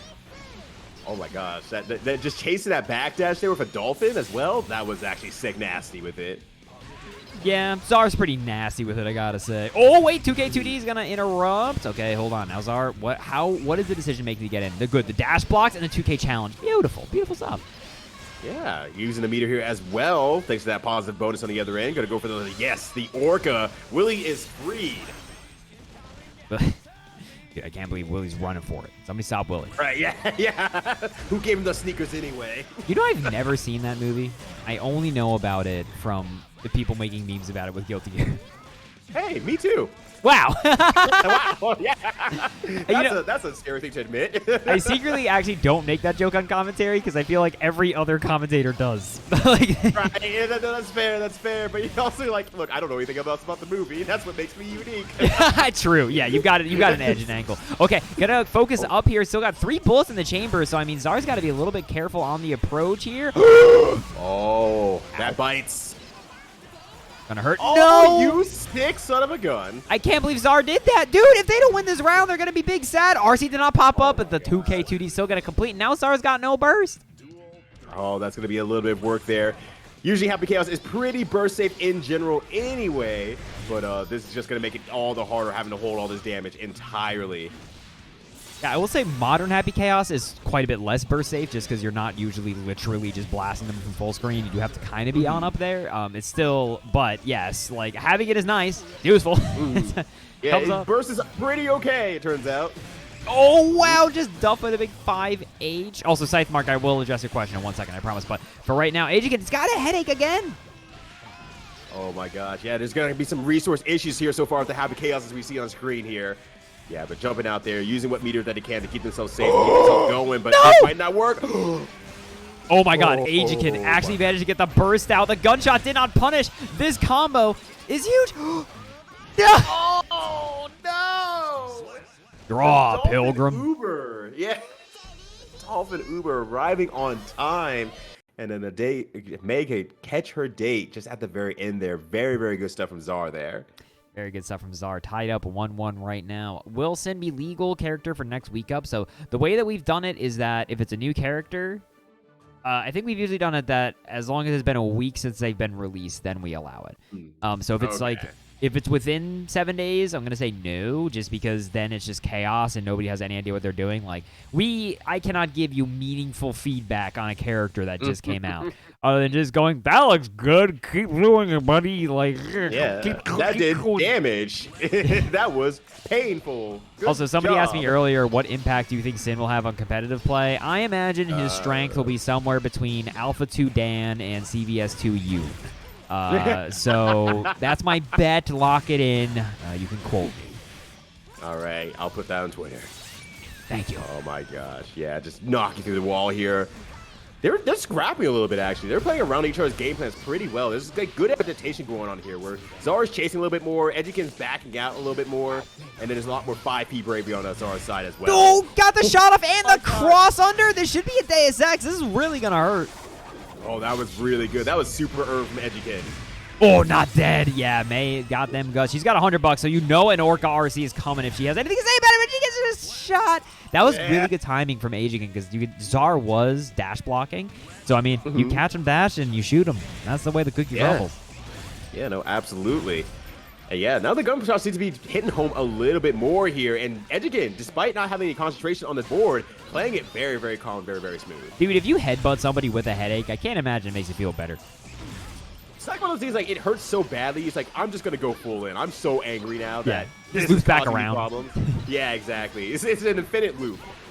True. Yeah, that's what the kind of headache I need. I need an Ouroboros headache. But hold up, the quick conversion here, the 2K2D. You got to be able to break the wall. We are back to Nuge, but Ajikin is looking to put this away. Lickety-split. If they can, they land the stanky JS. That button is so messed up. And the 2K2D, again, straight into ASX. The mid-screen confirmed. That is going to put Zara away. Ajikin is going to move on in this bracket. Well played.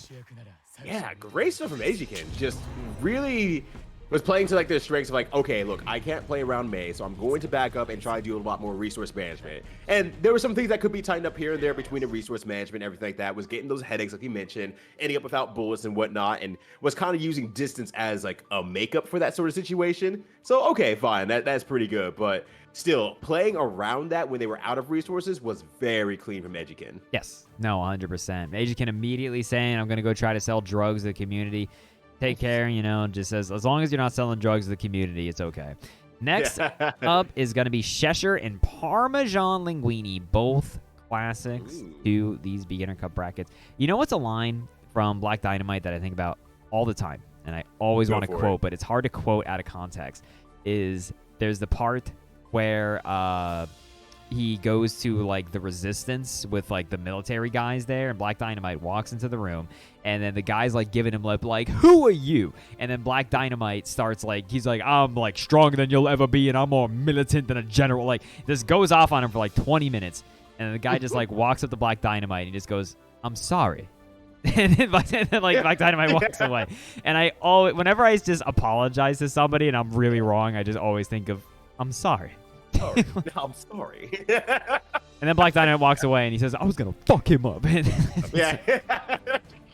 Oh my god, that movie is so perfect movie. I'm watching this week. I'm watching. Dude, I have time off. Yeah, I'm gonna put that in my calendar here. I always say, now. if people want like the Bones recommended classic comedies, I would recommend everybody watch. If you have an interest in comedies, I would always say Airplane, Top Secret, and Hot Shots Part 2, and Black Dynamite. These 4 movies are, if you find someone who complains about them, I'm gonna complain about them. Right. It's gonna be an endless circle. Ouroboros again of complaining about people. Yeah.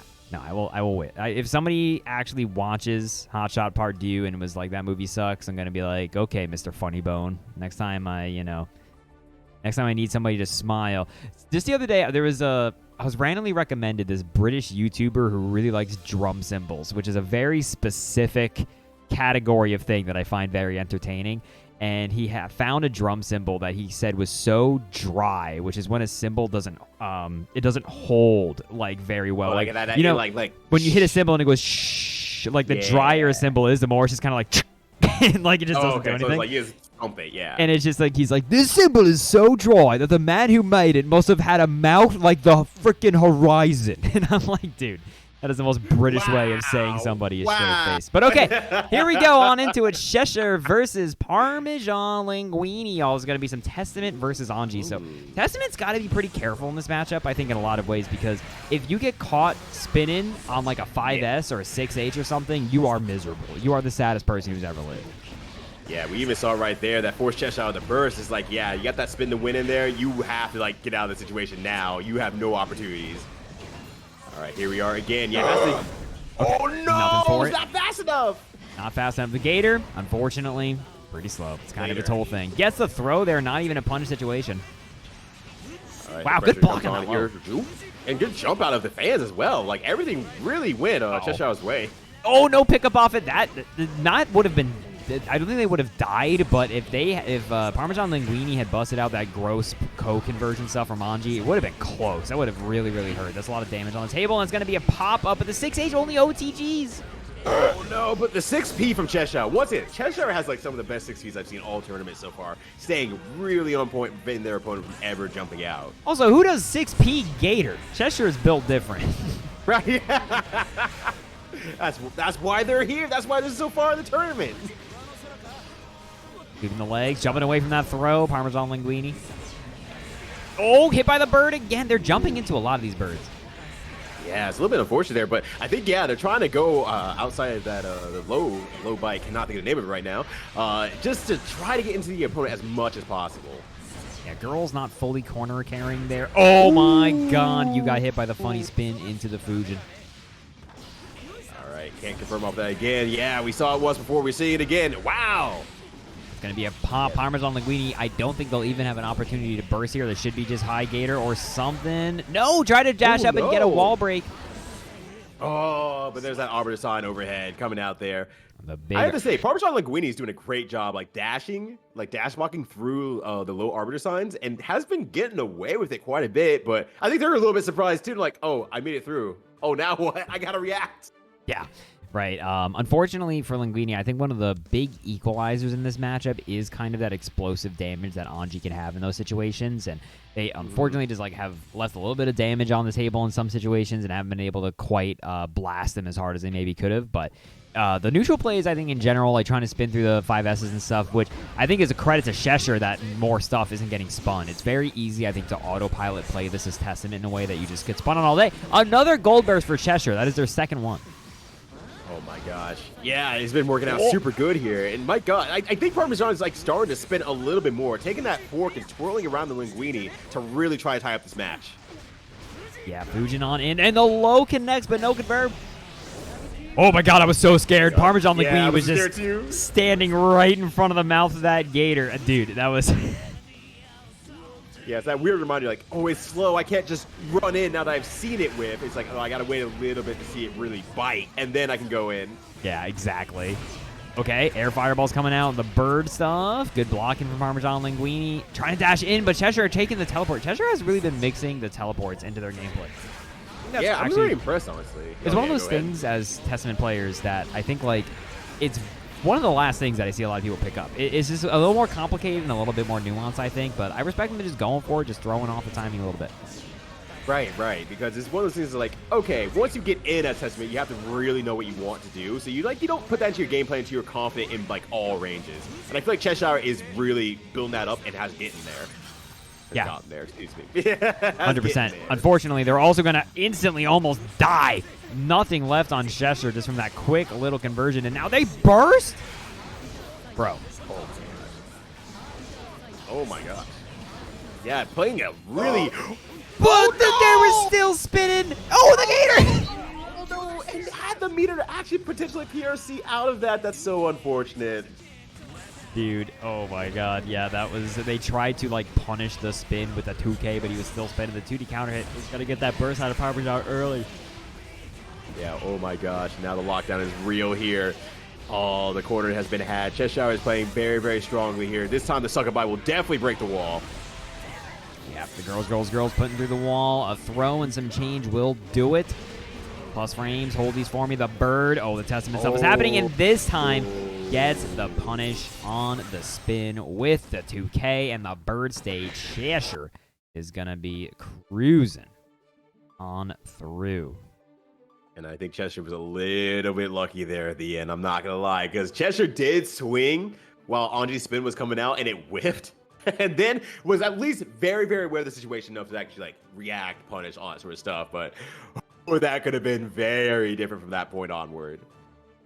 So with that, whatchamacallit, I'm seeing that Cheshire has secured themselves a spot in the big top 8. So our winner's side top 8, as it is right now, is Ajiken versus Strider Kazama, which I believe we're going to be seeing next.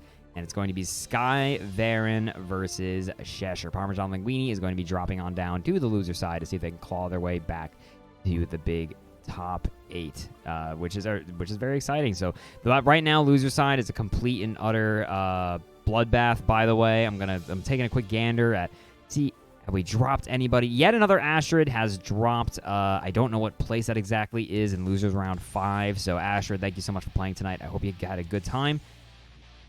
Are they already playing? They're already playing. I don't even have time to analyze the bracket. They want violence. They're like, look, it's Monday. It's Thanksgiving week. I gotta go. I gotta prepare my meal. Damn, it is Thanksgiving week. I forgot about that. Ryyudo has time off this week. Wish I could have had that. Yeah, whoops. Bobby. All right, everybody. First match of top 8. Are you ready? It's going to be Strider Kazama, the Viking that we saw earlier, going up against Ajiken, who's coming in on top 8 on the winner's side. Tillian Veffet, if you are there in the chat, Tillian, our stats person on the staff. Can you tell me, Tillian, how many times has Ajiken made it to top 8s? Because I believe this is going to be maybe their 3rd appearance, but I could be wrong. Ooh, yeah, I was gonna say they play really good. I wouldn't be surprised. I think they made it top 8 when I was even on there, but I'm like, they play very good. I'm kind of surprised that they haven't graduated yet. Nothing against them as a player or anything like that. We all have these certain tournament nerves and whatnot, but wow, they're good. Like, they're good. They're good. Yeah, no, Ajiken has been good. A lot of times, I think what's interesting about like beginner bracket quote unquote stuff is like, even if we're not talking about beginners, just a bracket where top 3 gets banned at the end of it is that there's still stuff on the line, and you really see it is their 3rd top 8. Wow, I'm good at this. Oh, wow, yeah. Good job, me. You really see, like, independent of somebody's, quote-unquote skill or, like, how good they are, how clean their conversions are, can they close out brackets, right? Can they actually push that distance and keep it together and be stable enough to secure that spot in the big top 3? And I think, like, that's been one of the most interesting things about these beginner brackets to me, because Ajiken also immediately getting that first round for themselves, and as Chuck and Strider in the corner, they are trying to get to winner's final side. Yeah, no, absolutely. Just the pressure right now is, yeah, that's definitely like the building confidence of a player. It's like, okay, I'm going to try to mix you up in the corner no matter how simple it is. With my character, who really has a lot of strengths in zoning and clearly has done a lot of work in that aspect, is like, okay, here's like the final part of it. Here's the mix-up aspect of it. Here's the hit confirm aspect of it as well. Ajiken's just, everything I've seen about Ajiken is just like, I can see you've clearly been putting the work in, and everything you finally have put together is leading to these moments where you're just looking very dominating in this tournament. Yeah, 100%. And I mean, Happy Callus is definitely one of those characters where once the ball gets rolling, dude, the results start coming in. Like, you can really, I think at like the mid-ish high level in this game, you can really make some people sad with this character. Let me tell you. Oh, yeah. Geez Louise. That's one thing I mean to think about, because think about it this way. If Ajiken, quote unquote, graduates from here and really starts to go out into the world, is playing a little bit more like on like the towers and whatnot, it's going to be like a nice, like just upward, like growth for a while. Because I think Ajiken is at that point where it's like, cool, I have all Happy Chaos tools. I just need to put them together more tightly. Yeah, they're going to have a great time. I totally agree. Big success, though, here. And again, the 6Ks are really holding down. Ajiken is really running their game plan right now. Strider Kazama has barely been able to play. Let the dude play. No, Ajiken knows better. It's like, look, the moment I let my opponent play, especially a Viking for that matter, I don't win. I lose. We're doing this. Oh no, just like that with a quick borderline perfect. Ajiken is 1 round away from knocking Kazama down into the losers. I think Ajiken wants to see that. Oh my gosh, nice throw again. All right. Did they think Existence is the song, by the way? This is going to bias me as a commentator. Big parry, though. Happy Chaos cannot eat those parries. This dude does not have the life for it. No, his bones broke into 100 pieces off that parry by itself here. And this is Strider's opportunity to really get the game plan going. But oh no, the JD above the head? Oh no, you might be dead. Yeah, this is going to be bad indeed. Dude, I like how we saw... Oh, no! Ajiken at the last minute, out of resources, not able to continue the pressure. Goes straight through and gets the back throw, but RC'd it too early before the damage could happen. Oh, he shoots off the 2D and tip as well. No way! You have these? You have these. And that will be plenty enough for sure. Heijikin moves on. Moving on to that winner's side of the bracket, which means that Ajiken has officially gotten clean enough with the Happy Chaos to guarantee themselves a spot in that big top 3. They are going to be banned tonight, but here's the big thing. Here's the big thing, Ryyudo, right?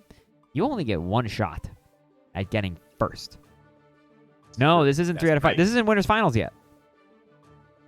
You're only winners semis, gamer. Educate, slow down. You just got the Hold winners on, buddy. finals. This is only winner semis. Winners finals is 3 out of 5. We got Speed Racer here in the Mach 5, just completely blazing through the tournament. It's like, whoa, I'm not in Grands yet. Come on, y'all. Yeah. No, yeah. So it's we only do 3 out of 5 for winners finals, losers finals, grands. So this is only winner semis. 2 games. Ajiken's already got a 2-0, and they're already in winners finals. So the worst place they could get is 3rd, which is why I was saying that they're already banned, right? Because theoretically, the worst they could do is drop down and lose. You were playing like it was winners finals. I mean, you should play everything like Well, it's you winners should be finals. playing like that all the time. Yeah. No, you were cooking, dude. You don't save that for the rest of the tournament. You do that throughout the tournament. You do. Next up is going to be Sky Varen, homie in the chat, going up again against Cheshire. This has kind of been the Cheshire stream. It has. Cheshire has been through multiple times and has won every single time so far. But Kai Gaming on the field here, and that makes me happy to see. Yeah, rare footage of Kai Gaming. It's kind of he's a character who's, I feel like it's either he descends like a swarm of locusts on a bracket or he's not there. Like, it's either like there's 9 or 0. So we do have Sky Varen representing the big Kai against Testament, which I think is kind of a doofy matchup for Kai in a lot of ways because he cannot be comfortable in the neutral mid-screen, right? Like, he doesn't, like, he is a lot of harder reads of, like, 6Ps because his fireball game out to it. However, Sky Varen is doing a very good job at playing to the strengths of the character, right? Landing those juicy 6Ps, getting that Stun Dipper RC to get that Bombo going. Like, Sky is showing where Kai can fight back in this matchup. Right, no, that's very, very good as well. Acknowledging that, you got very lucky, but acknowledging where, the strong points are and trying to get to that point as well. There it is, I knew it! There it is. Doing a lot of good things, like, or not maybe good things, but, a lot of, like, almost desperate things, like, say I'm air dashing in, or I'm really committing to these options here and there. That's taking a lot of damage. So it's painful, but once Sky gets in, Sky is really taking it to the field. Yeah, it's one of those things where I was literally thinking in my head, like, oh, Sky is going to build 50 meter throughout this block string, and then you cannot restart your pressure as Cheshire at the end with a 5S, right? Because if you do, Sky is going to fly under and hit you. That Gator is going to take a big bite out of Kai. Luckily, he's got some meat on his bones, but he does have 50 meter for a Stun Dipper. Gets interrupted by the fireball. Oh my gosh, that Arbiter San is doing so much work for Cheshire. I feel like Cheshire's been using it more and more as the tournament has gone on, and it's just doing more and more work every single time. Yeah, no, I totally agree. The Gators, they've been putting on their thinking caps throughout this bracket. Now they've got a PhD. They're ready to take a bite. Gets the juicy 2K2D. Now how do you stagger this pressure? Oh, no! Oh, double no! Oh, that's so unfortunate there. Getting that burst in midair. It doesn't touch anything, so now Sky has no burst to speak of, but a great JH doing the work here. Sky, you gross person, get Gator bit. Oh, no. Oh, no, Sky might die. Oh, no, 6P on the way down. That is still a counter, and then the overhead Gator from downtown is going to put Cheshire on the board 1 point. Hey, overhead's coming out just at the very end of it there, and Cheshire, their 6Ps are so good. It's disgusting to look at almost, that the 6Ps, every time an opponent jumps up, they're just 6Ping it out, like, right away, like, it's like a QTE game for them. I'm legitimately, like, impressed from, like, not just like good job in beginner level tournament. I'm impressed, like, on a, wow, like, that would kill a lot of people into, like, the highest levels. That's really good. Anya, I have to do an anti-air. Press X, Marcus. Yeah, like. Ooh. Gosh, jumps out of it. Very, very good. Jumps back in with the JH. Wow, these JHs are hitting home and nice. That was good with the close slash whip, the close slash for the bait. Yep. Get your counter hit there, just twist the corner. Got to do a little bit of the old Kai and the double Kai endorphin release. The only thing Kai's like better than run up throw is air throws. That is the secret delicacy on the Kai platter right next to the Wonder Bread. It's definitely one of the best air throws in this game for sure. But right now looking a little bit spicy there with the oyster crackers. Oh my gosh. Bro, we're spicy. Oyster crackers are good, don't they? Oh, they're delicious. Like, this is a compliment. They may not look like one, but it is a compliment, especially for Kakisuke. Oh, but great teleport up there and landing right in front of Sky, and Sky not blocking that low. Ooh, wait, big Gator Punch. Yeah, that's not going to do too much. Again, Kai luckily being one of the bulkier casts, but has 50 meters, so I feel like the turnabout here is going to be getting bit by a Gator straight in the ankle. Cheshire is on match point. Cheshire's once again playing very, very well, keeping things together. Just playing so clean. I'm legitimately impressed by Cheshire. There's almost nothing to say to it because it's like there aren't many opportunities for growth at this point, just playing very, very well. The only times that Sky's really getting in is on a really good like read or guess. Case in point there. Yeah, case in point, that 5H going hugely wide, and then that was a reset, and they get a free block on the burst because of it, and the completion. Sky Baron is going to put themselves on a board in just a tragedy of mistakes, unfortunately, for Cheshire. And you see that dash 5K? Like, that was a dash micro 5K to get the wall splat as well. That was clean. Like, that was a moonwalk slide in there. We call those clean, yeah. Dude, that's so unfortunate. Cheshire picked arguably one of the weakest possible times to attempt to burst because Kai is just going to RC there to continue the combo. So if you just happen to burst, then Sky gets to go, is that a burst? By the way, we've got the chat response from Cheshire, Sky is not having my shit, and then the response from Sky saying, correct. So, that's right. But then we have the heart from Sky showing there is camaraderie amidst the violence because it is 1-1 right now in this winner's semis. Both these players desperately trying to get banned. Right, absolutely. But they are playing very, very well against each other right now. Wow! Going over the teleport to the other side with a JS. That was extremely good and maximizes the damage there as well on the RC. Sky's confirms are really, really good. Yeah, really good. So much damage already on Cheshire, and the JH going to bring them back down, and then the RC, and that's going to be that. Sky Baron is now 1 round away from knocking Cheshire down on the loser side of the bracket, where Cheshire was looking relatively immortal, I want to say, throughout this whole bracket. Right. Sky just with one Yumbo after another is just eating right now and finishing their play and everything like that. And Cheshire is just seemingly trying to do their best to make sure that they try to keep Sky out, but Sky is just getting more confident, moving faster, and making it hard for Cheshire to even like get a guessed game. No way, Sky! No way you just did run up gold burst, you sicko. Absolutely. Sky is sick right now. Guy's a negative penalty is what Sky's going to be. You're right. 5D, the pickup. So this is going to go back to neutral. This is Cheshire's final opportunity to try to bring this back around. They both dash at each other. Unfortunately, he's going to throw after that teleport. He catches the only thing that would have caught that backdash in that situation. Oh, this is good, though. This is really good. Breaking the wall. We're now down to double Luigi between these two, dude. Oh, they're really keeping this one close. They're having a good time. They're having a fun time. They're fighting, though.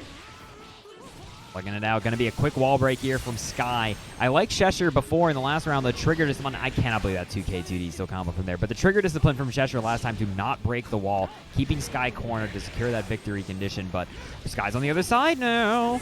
I'm a little bit worrisome there. But JH has been doing so good. All right, shoots the gun. Shoots the J. Get on my way. Gonna force it to... Oh my god! The 6P just catching his little feetsies. Right. 2 teleports in and just immediately anti-airs. Cheshire, that's freaking who. Gets the corner off of that as well. Burst is on Sky's side. Burst out. Oh no. Dude, the stun dipper's definitely defeated. That's the Sky thing. Oh, wait! Teleported behind the stun edge. They got so lucky. The 6P on fast RC to the 2K. Oh my good god. This is so freaking clean. Oh my gosh. Cheshire does it. But that was work. That was work. Dude, dude. Sky Baron dropping all the G's. I could not believe that. When Cheshire hard called out that stun dipper with the jump back air fireball, I was like, dang, I think Cheshire might be in this. They just might do it. By the way, was that like a quick refill that happened off camera for you? Do you now have another beverage? I do, as a matter of fact, have another beverage. I will take any offer. It was really good. What a professional production. Cheers, Bones. Cheers. I got nothing. I'm out of coffee. Yeah. That's not true. Yeah, okay. your coffee. Got some slow coffee. Yeah, there you go. I got your coffee. There we go. I spare the dying mug. Wait, let me do it this way because this sucks better for me. There we go. Looking good. What the hell so are you you saying in my chat? I'm going to ban you if that's okay. Does that sound reasonable to everybody? Yeah, no, go for it. On the Council of Ryudo, you have 100% permission to go ahead and do that. None of you saw that, right? If you saw that, that's the secret content. That's yeah. That was subscriber-only content, and you all get to see it. So thank you for subscribing to my friend here, Solid Bones. And hey, if you aren't already following or subscribed to Solid Bones, you want to help out a good person in the community, definitely drop the love. Well, thank you. I appreciate you, Ryudo, for plugging, because I hate plugging. And oh, no, Ed is going to immediately paint the fence. That's going to crank the blood quite a bit. You know what? I feel like Ed has been fine with that because we've seen Ed pop like 5 times, and it was only one set they've been on for so far. True. So I think they're fine with letting that rock. No, Ed, dude, Ed is a gamer, absolutely. Ed is already so blooded up in there. Now, bro, the side swap, I feel like that was an unfortunate accident, but drops into miracles, dude. Parmesan Linguini brought them all the way to the other corner. Oh my gosh. Jumps out of the corner, gets the cross up at the same time there. Ed is positioning very, very well, but Parmesan, now not being kept out nearly as hard as they were in the Testament matchup, is going in and doing all the work. Ooh. Oh my god, yeah, the Beyblade or the clone is going to connect there. I get clone and Beyblade visually confused very easily, which is weird because they're not similar moves, but I'm always just like, it's the one where he goes forward fast, and it's like, wait, that's 3 moves. That's 3 entire moves. I understand, though. That's what makes it scary. Ooh, doesn't whip punish on the 2H there. One of the few very punishable moves on Nagoriyuki. Yeah, well, ever since they nerfed it so that 2H straight doesn't hit exactly like that, it will not hit characters just crouching on the ground like that. Wait, do you have these? I think Ed tried to do this before. Oh, no, that was scuffed. Oh, no. Maybe he's expecting to kill very fast. Burst out. Oh, my gosh. Presses the button right in front of their face despite having the 50-meter on their end. That was a risky move, Parmesan Linguini, and you know what? I like it. Wait. My brain hurty. Was he already gonna pop, or did he like end that dust in? It looked like he ended it in like a Beyblade or something. So it's that follow-up thing. Like if you press the button, yeah, like twice, SS. do like the yeah. Does that crank his blood, or was he just already popping? No, he was one pixel. Oh, okay. I looked away for just a second, and my brain broke. I was like, is he gonna pop from that? That would be amazing if you popped in the air. Like, what would even happen if you could get that done? That'd be amazing. Dude, that's yeah, like, he was popping. Have you seen like the 12 million IQ dust combos that Nagoriyuki can do, where he can do like BRC and then just do like D. It's like a 100% combo. Like, classic. Yeah, I've seen those. Like, oh my god, not that he even needed that, but he's the one who gets to do it. Oh, we counter clones. That's a chunk of change. Parmesan Linguini is cooking right now. Parmesan Linguini is showing their strength that they couldn't show in the Testament matchup, which is all about backing up and then doing a spin to win, and then breaking up whatever flow of the match there was in the first place. Dude, yeah. They're taking it easy, taking it cool.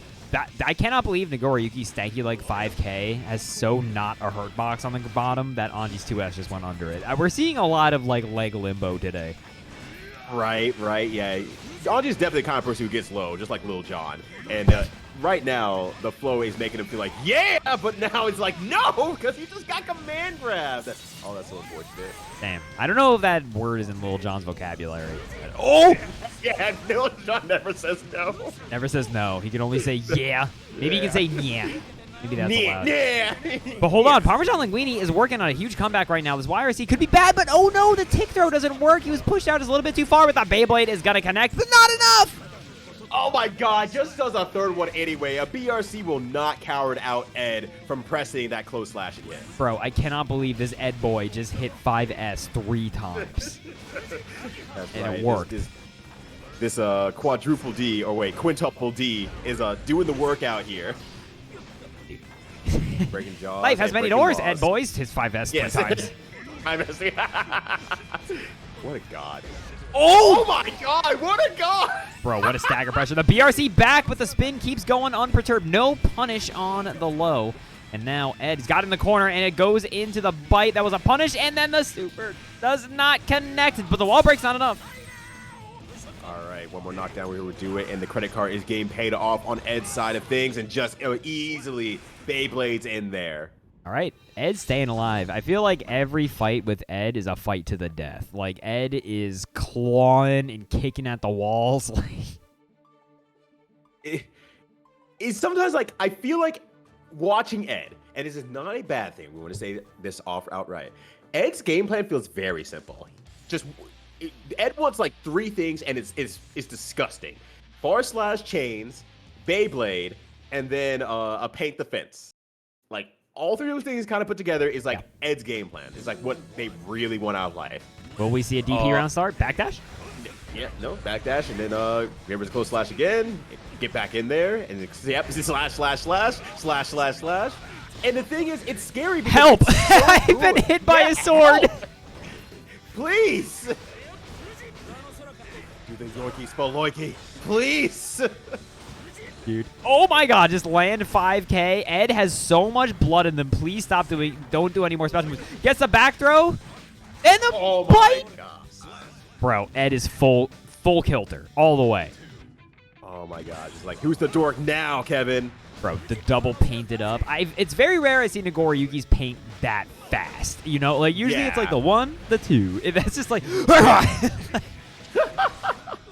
Jeez Louise, Ed is getting in there. Just Yeah. breaking jaws once again. breaking. I Oh got my that God. reference.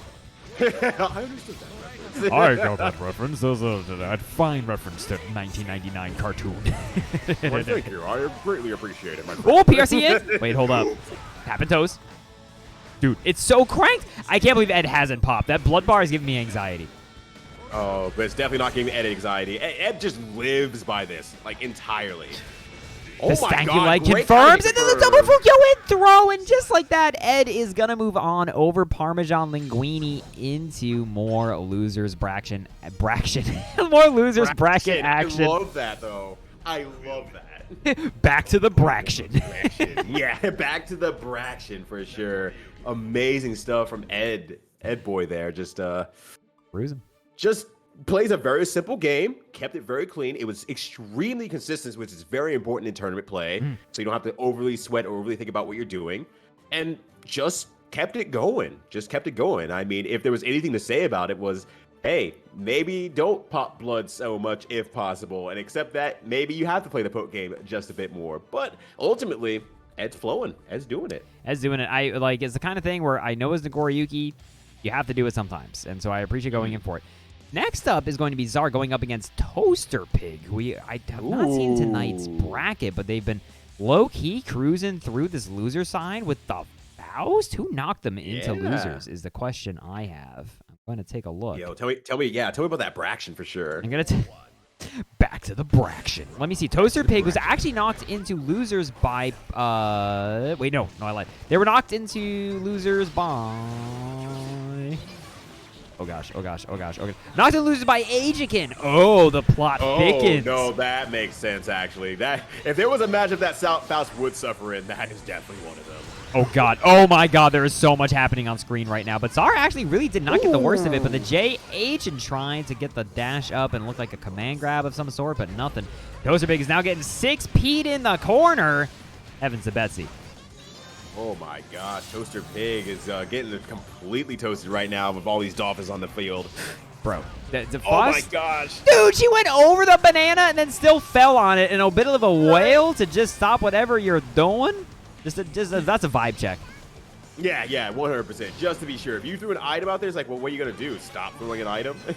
I really like Czar just being comfortable at this point, slowing it down, but maybe I spoke too soon, but did not get the Grand Slam. Still nothing, no bite, and Mini Faust is going to let this combo even more. Not a wall break, though. Oh my gosh, that was really good. And the really ironic part about that was that Mini Faust actually kind of ruined the combo because it made the spacing very, very weird for Faust to be able to do another mix into the corner. That's so ridiculous. That was so funny. So for Czar, right, it's interesting to say, like, oh, they have the life lead. Maybe they should back off. But, like, giving Faust room to just do stuff is very dangerous. Like, that is when he can suddenly stage a comeback. Right, exactly. Oh, God. Case in point right here. Jesus, that was even a wall break combo, and that was still a lot of damage off of a very gross mix-up. That bomb went so high. I could not believe it. Bro, May's got the white fro. Oh, yeah, she's looking fresh. She's looking funky fresh. Oh, my God. It's going to be a guard crush and a half. Czar's got not a lot of life. And that's going to be an esports combo to close it out. Toaster Pig is not allowing these May jump outs. Yeah, that's going to be very, very important. On the other hand, Czar's doing a great job using 6P against Toaster Pig just to make sure they don't get to jump in for free, don't get to do any J2Ks or any tricksy stuff like that. But on the other hand, anytime Czar wants to go to this guy, JH is there to meet up with them. No, 100%. So that's really, unfortunately for Czar, like, it feels like a lot of their defensive decision-making has been fuzzy jumping. And if you're able to just call stuff out with that, it can go very poorly. Like, Faust's JH is, like, the one starter he has where it's like, oh, you get in the bombo. Like, it's right. very rare this otherwise. Is my high damage starter. Yeah. Ooh, I like that. Far slash, no item into another far slash for a a mental frame trap. I told you, again, it's the one esports combo you have to be scared of from Faust. They want to land JH because they're sickos. More bananas for the boys? Yeah, all right. May's eating just a little bit. A little snack for the good gal.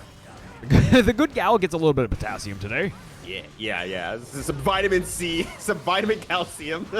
Dude, I can't. I'm going to be thinking about vitamin calcium for the rest of my days. Oh, no! That was going to hurt so bad. Yeah, you had to burst. Oh, no! That's still going to hurt really badly.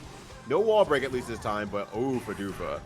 Oh my god, this is so awkward. This is a combination of Faust being very tiny and almost getting 6P to not quite, and that RC did not pop him up. It OTG'd. The frame traps, brother! The frame traps! Oh my gosh, that's so hard to get out of in some cases, especially for Faust, who has just a slightly slower buttons when it gets a little bit longer with a lot of extended hurt boxes.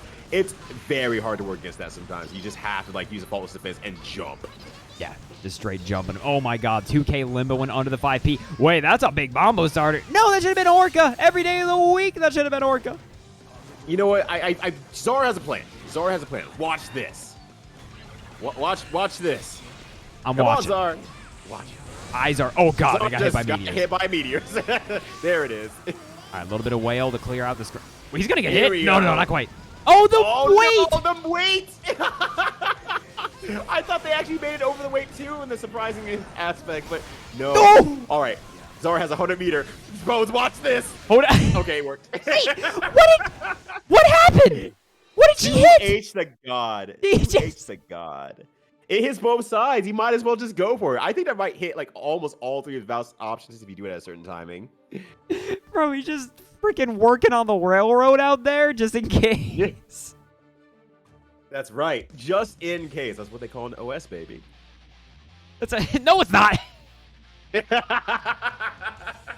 Dude, what's your Everything's OS? an if you- What's it, bro? Get this. I'm gonna hit 2H. Dude, nice OS.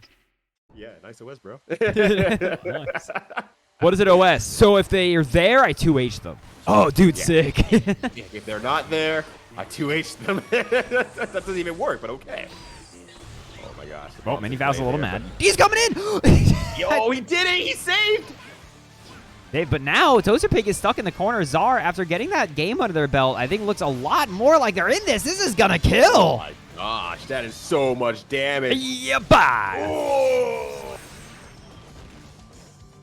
God, that I'm feeling that in my bones for sure. Yeah, unfortunately, Toaster Pig also going into this next round, no burst on deck. So if Czar gets an early lead here, it can go really out of control. But okay, the 5K, the 3K that no longer knocks down. Yeah, which I'm fine with. I think everyone on Earth was fine with that. Yeah. But oh, nice block on the that's like the dirtiest May mix-up that nobody ever blocks. Just air dashing after that. But the RC on the pickup. Oh no, you're not gonna be able to burst this. You're barely alive. Oh no, Zar just came back with like, the Fury. 2-8 to cover. Just It's swinging. an OC. It's an OS. The OS. OS. Oh my gosh, the Bombo's out. Oh my Number God. One. Bombo Wait. Oh, you brave. You brave. The what dude did that? Like the freaking oh my God, the little mini Faust made that like virtually safe. She barely could get punished. She was getting carried away. Oh, draws the ball over there. That was so smart. That was so smart from Zar. Dude. Didn't get the last second to reposition the bomb. Dude. It's over. I'm ruined. Egads, my bomb is ruined. GG's, y'all. Toaster Pig, good job getting this far in the bracket. And good stuff to Czar. After what I felt like a pretty brutal first game, they really kind of came back with a vengeance, and they're now going to move on to fight Sky Varen in the next round. But before we get to that, I do believe we have to jump up to the other side of the bracket for Strider Kazama going up against Ed in more of this Braction, which is absolutely a word I'm going to use for the rest of my life. Yes, good. Braction action happening here first, and I'm the first to hear it. That means I can use it too, and everyone's going to be credit anyway. No, we're allowed, yeah. Dude, somebody said earlier, more Ed and Eddie references, please. You know what's a random reference from Ed and Eddie that always lives in my brain? There's the episode where Eddie is giving his version of like what happened that day. I'm pretty sure it's the episode where they're stuck in Johnny's wall.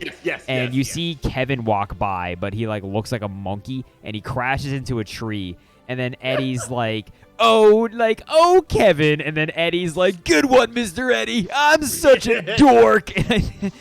I just think about the way he says that, like, all the time. That and... Why do you have a good Kevin impression? I knew many a Kevin growing up. Slap, slap, slap, clap, clap, clap, lives rent-free in your head. That's not from Ed and Eddie. That's from Jimmy's Neutron. Oh, my God. I can't believe this guy. Making the wrong references out here. Hey, he's top 8 in your tournament, not mine. But you should pick your players a little bit better. I'm just saying. I think you're right.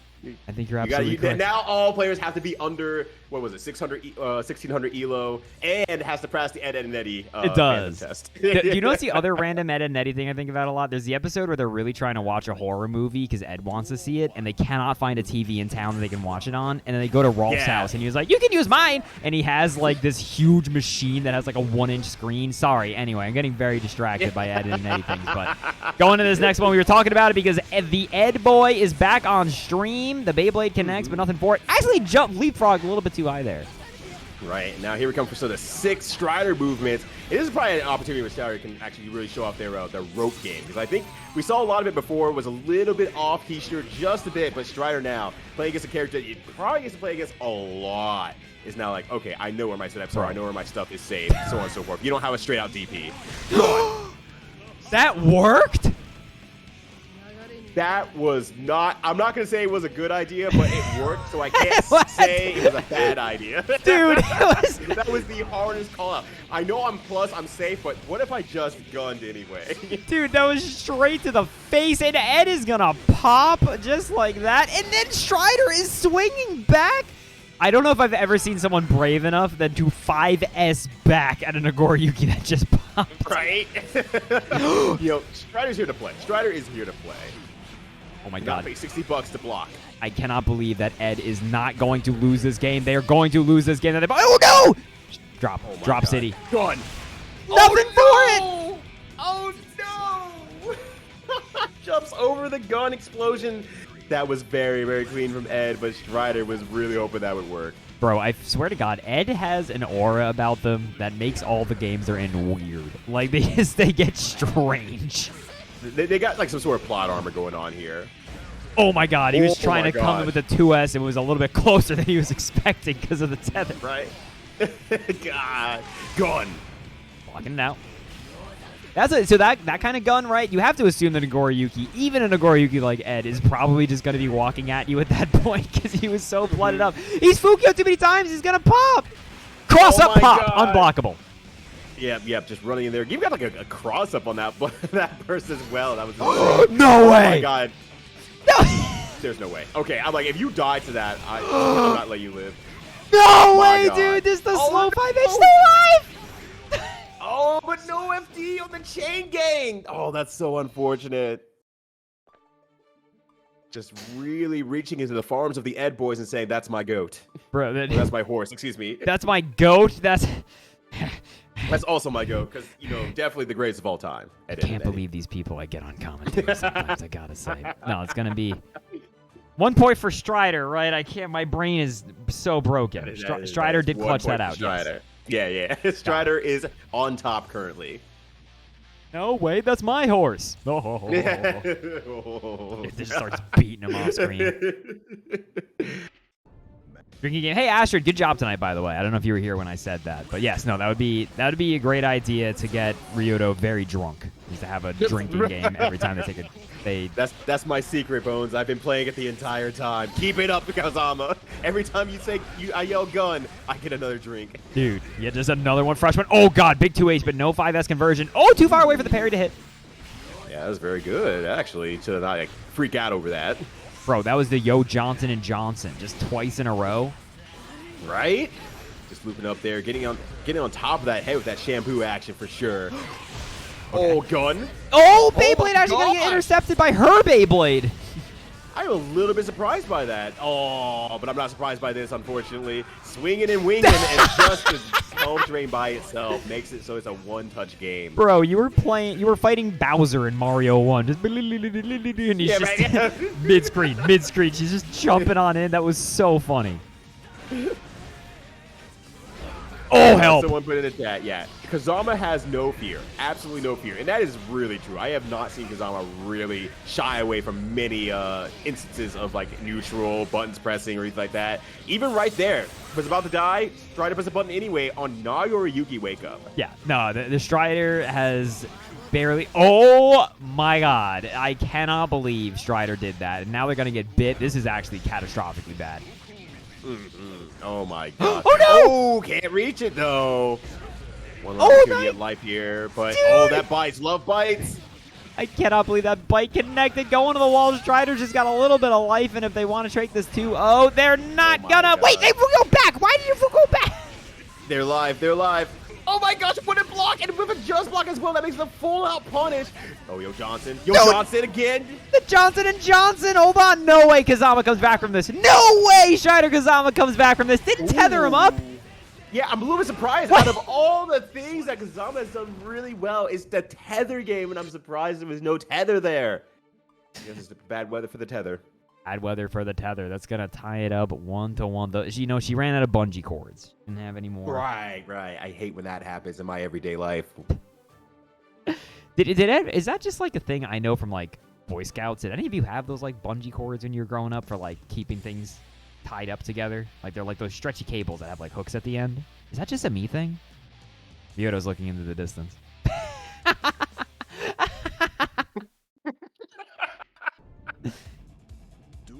Yeah, okay. People in chat know what I'm talking about. I'm not totally crazy. You're fine.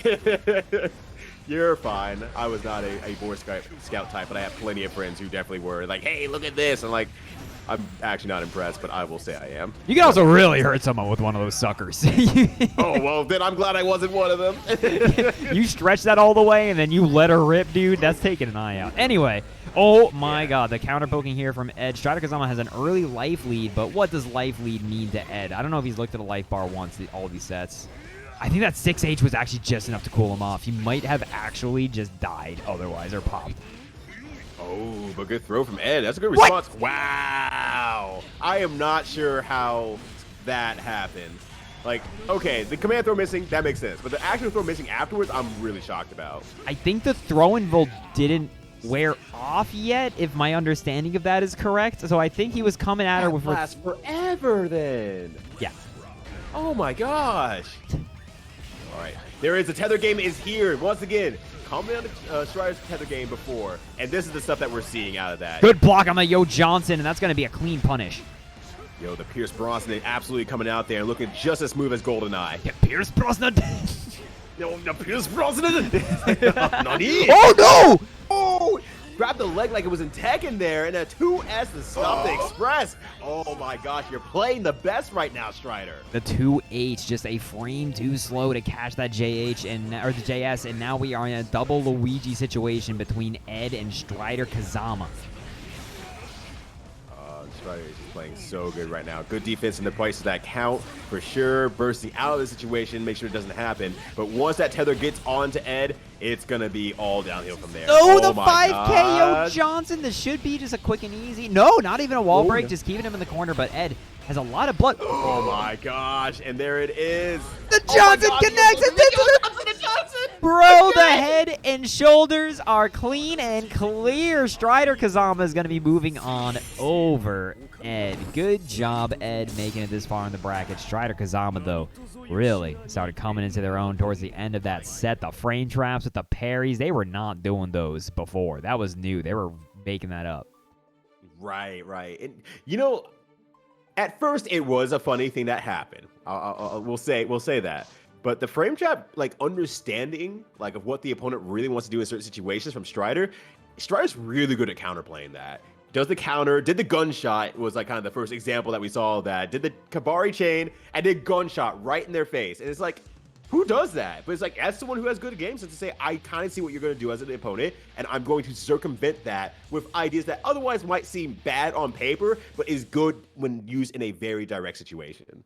Yeah, no, 100%. And now we're immediately getting into our next match, bro. There's been so much Guilty Gear Strive action tonight. I'm a big fan. It's going to be Tsar going up here against Sky Varin, and immediately representing the Vapor Thrust. I wonder if he could have, like, picked up on that. She was so high up. Right, no. But Sky has definitely been on the bait pin for a while now, and a lot of the Vapor Thrusts that have been coming out have been hitting home and just really comfortable in doing them a lot. Oh, that was almost there. Oh my God, though, another case Vapor in Thrust. point. Oh, actually too low to grab for the JH to come out. Quick bookkeeping thing, randomly quick. How often are these tourneys? These tourneys are every Monday night, with some exception, but usually every Monday night at 7:30 Eastern Time. So if you're curious, I post and make the brackets right after this one is done. The tech, and then the clash, and the 2K2D into the trade, and the Vapor Thrust is going to put him in the corner. He might have straight up died if he let that kind of punish happen. Oh my gosh. But now just really pushing into ones here. Oh my gosh. Yeah, now it should recover fast. No! Oh, he pressed the button too early. Oh, Scott, that's so unfortunate. I cry a crocodile tear. Oh, no! Dude, using Vapor Thrust as a command jump to get out of the corner, that's some high IQ stuff. I'm not on that level. That's inspired. That's the inspired stuff. That's the pepperoni pizza that I do not have. Wow, Vapor Thrust as a punish as well. Oh, dude. And then they're going to get clapped by the Dolphin. That was a clash of the two specials in neutral. No, absolutely. And 2D is going to definitely do the work there on that opening Dolphin aspect. Oh, and a full confirm as well from Scott. That was actually really clean. Okay. Wow. Did you see how far away that 2S connected from? That was actually insane. I'm really kind of upset that it hit from that far and got the confirm as well. Oh, my gosh. Now the Dolphin pain begins. Oh my God. Oh, okay. Offensive burst and the Vapor Thrust. Again, dude, Sky is a Vapor Thrust enjoyer in this match. Oh, absolutely. And the fact that, like, I would say maybe 70% of them has hit so far is definitely nothing to sneeze at either. Battle of the 6Ps. Unfortunately, Kai's coming up a little bit short. Yeah, just a little bit unfortunate there, but now pushes it to corners. No! Oh, wait, 3K, still living. They got a shot. They don't have a shot. They have a shot. Still alive somehow. All right. A nice little Dunkin' Donuts on the head there, just dipping it straight into the coffee. That's straight. You know, I've never done that. I've never dipped a coffee. By the way, why is Fish saying thanks to Cloak? I answered that question. I don't get a thanks. What am I? Chopped liver? I'm up here yelling my lungs out. Nobody appreciate. Everyone just hooting and hollering at the Fish. I see how it is. I see it. Yeah. You know what? I hear what you're saying. I hear what you're saying, Bones. I hear what you're saying. And I just want to say, hey, thanks, Chloe, for answering that question. I'm glad that someone at least answered it out there. That's really appreciated. Someone's looking at these new community members. So, Tsar is going to be one on the board here. Sky Varin has quite a bit of ground to make up. You know what? Hold on. Welcome to the Bones gripe really quick. Dunkin' Donuts has really good coffee beans, IMO. I like grinding them and making my own coffee with them. And I swear to God, every store on Earth has suddenly stopped selling Dunkin' Donuts beans. I can only find grounds, and I'm so upset. Oh, okay. I was going to say, I saw it the other day. What are you talking about? No, beans. Okay, yeah, I understand that. I can't find beans. I'm woefully beanless. I think think a lot of people are not doing the beans anymore because, you know, it's just not the convenience versus the people who actually want the quality That goes coffee, through. like the grind down. Ain't gonna happen. Oh, the chase down right now for Zar. Oh, Zar. Wait, that looked like that was going to be a overhead kiss, but yeah, maybe it wasn't. Might have been a little bit weirdly like late or early or something like that. I'm not quite sure yet. It looked a little funky. Because you can do it too late where they... Wow, weird throw. It's like you just teleported to the ground there. The double throw? Okay, you know that Sky now has 2 endorphins on his side. Oh my gosh, yeah. Now we got the big counter hit. Oh, no ride the lightning? Not yet, apparently. Oh my gosh. Help. Sun Dipper RC saving it for rainy day. Gonna burst Zar on their last legs. Can Sky put a point on the board for themselves, but 5S is gonna get cleanly beat by the Dolphin. Ooh, I like that empty jump low there. That was really good for an opening aspect on the wake up. Oh nice. my gosh, there it is again. Yeah. The Vapor Thrust. Sky is not a fan of these like May resets. They're Vapor Thrusting them. The whole point of grinding beans is you grind them when you make them, and they taste different, and I prefer it. If you buy beans and then go somewhere and get them all ground for future use, you have missed the point of procuring beans. Sorry, next. I'm getting very upset. Yeah, you don't mess around with solid beans as beans. Like, you don't realize how important this is. Wow, I cannot believe that JH corrected there. If you need to get solid bones anything for Christmas, please get this man some beans. Get this man some Dunkin' Donuts beans, please. Please. Oh my gosh, with that 6H down. Oh shit, wait, people are sending their positive energy to Zar. They're coming in. Hold on, the Zar fans are here, but unfortunately right now, what a bombo. Into the quick little straight in the ankles, dude. Just a little slap on the knee. It's a real knee slapper for sure. Good jokes all around. It's a real ankle slapper. It's an ankle slapper, you know, old country saying. Sky is on match point right now. Zar is really going to need a reversal, but they get clocked by the Dire Eclair, but not a full conversion off that 6H, but now Sky has 1 endorphin on their side. With that run-up throw, the quick completion. Block on the Goldbergs. Oh, no. Is this it? This might be it. Yeah, absolutely. Sky has been so clean at blocking those bursts, just super aware of it, always using the jump cancel aspects, and there was really no choice from Zar in that regard. That's one of those bursts that I always call I would like to have one more input, please bursts. It's just darned if you do, darned if you don't. It's just you might as well. You never know. They might screw it up or something. Good stuff. Sky is going to move on to losers finals. We've only got 3 more games in the night, for the record, everybody.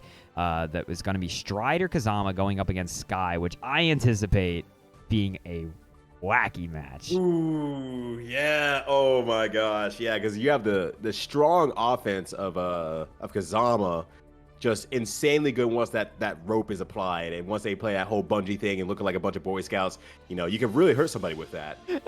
Thank you for remembering what I said. I'm always like a commentator who listens, but no, real talk, real quick. Really good stuff to Zar making it this far in the bracket tonight. They really played their hearts out. But first, before we do that, no, we are going to do it immediately. We're going to jump to Strider and Sky. So this will be our losers semis of the night. Then we're going to do winners finals, then losers finals. I think that's a fun order. It's a new order, but it has already been dictated. It's already been dictated. The players are already they're cruising. JD just said what in the chat. They did not tell them to play. They just jumped on. Like, look, I got a date in 5 minutes. One of us has got to go, bro. Dude, our players have gone rogue. They're just they just jumped on to play. It works. It doesn't ruin the tournament or anything. We could totally do it in this order. That's just funny as hell. Yeah. Wait. Yeah, it's really funny. I saw the teabag. Ooh. Wait, I saw Sky. Are they playing or not? Make up your minds. I can't tell. They're playing. They're playing. Oh, they're totally playing.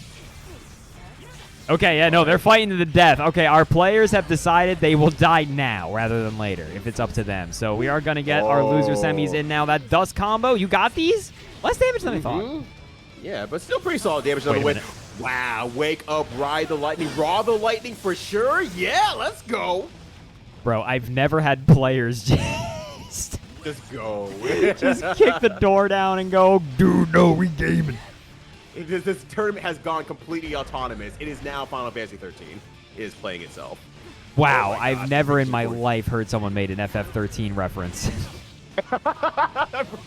Yeah, first time, huh? Crazy. No one's ever talked about Final Fantasy. Dude, I 13. can't believe you came on my stream and were like, no, you see, Bubsy 1's actually quite a lot better than Bubsy 2, and then you dropped an FF13 reference. I am like, I've learned so much about you. Wow, the gunshot, the quick combo. I've learned that gun is the greatest thing of all time. There we go. Sky already 1 point on Strider Kazama on the most aggressively played at me loser semis of all time. Yeah. And Chestar just sitting up the top there like, well, that could have been me. I could have been playing right now. That was a haha, I missed my input yeah, crouch spam, yeah. by the way. All right, fair enough, Sky. Okay. I didn't want to put my own personal bad habits onto Sky as a player, but as also a Kai player, yeah, 100% understand. Yeah, that's happened a lot. I You do those. Followed Bones Five Nights at Freddy speedrun when? Would you believe me if I said I never like played that game? I like barely even ever looked at it. I mean, that was during my real like hipster period of video games where if something was new and popular, I was like, that's the most disgusting thing I've ever seen in my life. I can believe that, actually. That makes a lot of sense. I grind my own beans, Ryudo. Yes, yeah. So you're still in that hipster phase. Gotcha. No, yeah, it never left me. Gunshot for the boys? Do it I'm again. expecting another Do it one. again. Yeah, I was really expecting it. I can't believe that just... Wow! That was the ultimate Kai gaming! Dude. That was the most Kai gaming. No! She didn't go through, dude. She just got Didn't even dumped. make it through! That's so Oh my funny. God. Dude, I cannot Oh my believe he God. just straight up empty jumped at someone in Guilty Gear Strive and through. Just through. That was it. That was the mix. There was no mix. Die. Alright, okay. Does not block on the other end there, so the YRC does come out there. And nice 2P! Interrupt Oh my both of them, God. though. I think they're playing a little spooked at this point. Like, neither of you really want to engage. It's 5S connects. And now Sky is trying to run this back. Yeah, oh my god. Wait, like, was really Sky up? good. Sorry, I didn't mess up, right? That was because I'm on the last one, or was it Sky? I thought Sky won. I think the Sky last won. one, I think the I Raw screwed the up. Lightning, yeah. So I think it was the Raw the Lightning that finished it off. Yes, you're right. You're right. Sky won one. Thank you, Tillian. Sorry, everybody. I was laughing too hard at Bubsy. Oh, now Tillian gets the credit when I answer the question. Now the tables are returned and reversed. Hold on, let me hit Tillian with the big thank you. Thanks, Tillian. Sorry, real quick, while it was happening, Strider Kazama with a quick perfect under their belt, but Sky is trying to close up this match lickety-splickety. No, absolutely. But finds their back in the corner here and taking the damage as well. Rope is not applied yet, so Kazama has not reached 100% potential. But now, here we are. If they don't break the wall, they're in danger. If they do break the wall, that's a lot of damage. That's a lot of damage. Sky has $50. Will we see a Dipper RC? No, just run up throw and then a Dipper RC the other direction. This is Kai Gaming. There we go. We got maximum Kai flavor in here. Oyster crackers everywhere. Bro, the oyster crackers are going straight in this French onion. You have no idea. Oh, my absolutely. God. And then the Sun Dipper RC, that's going to be a block on the burst. That should be straight into right. No, he messed it up. He didn't CSE. No. Oh, no,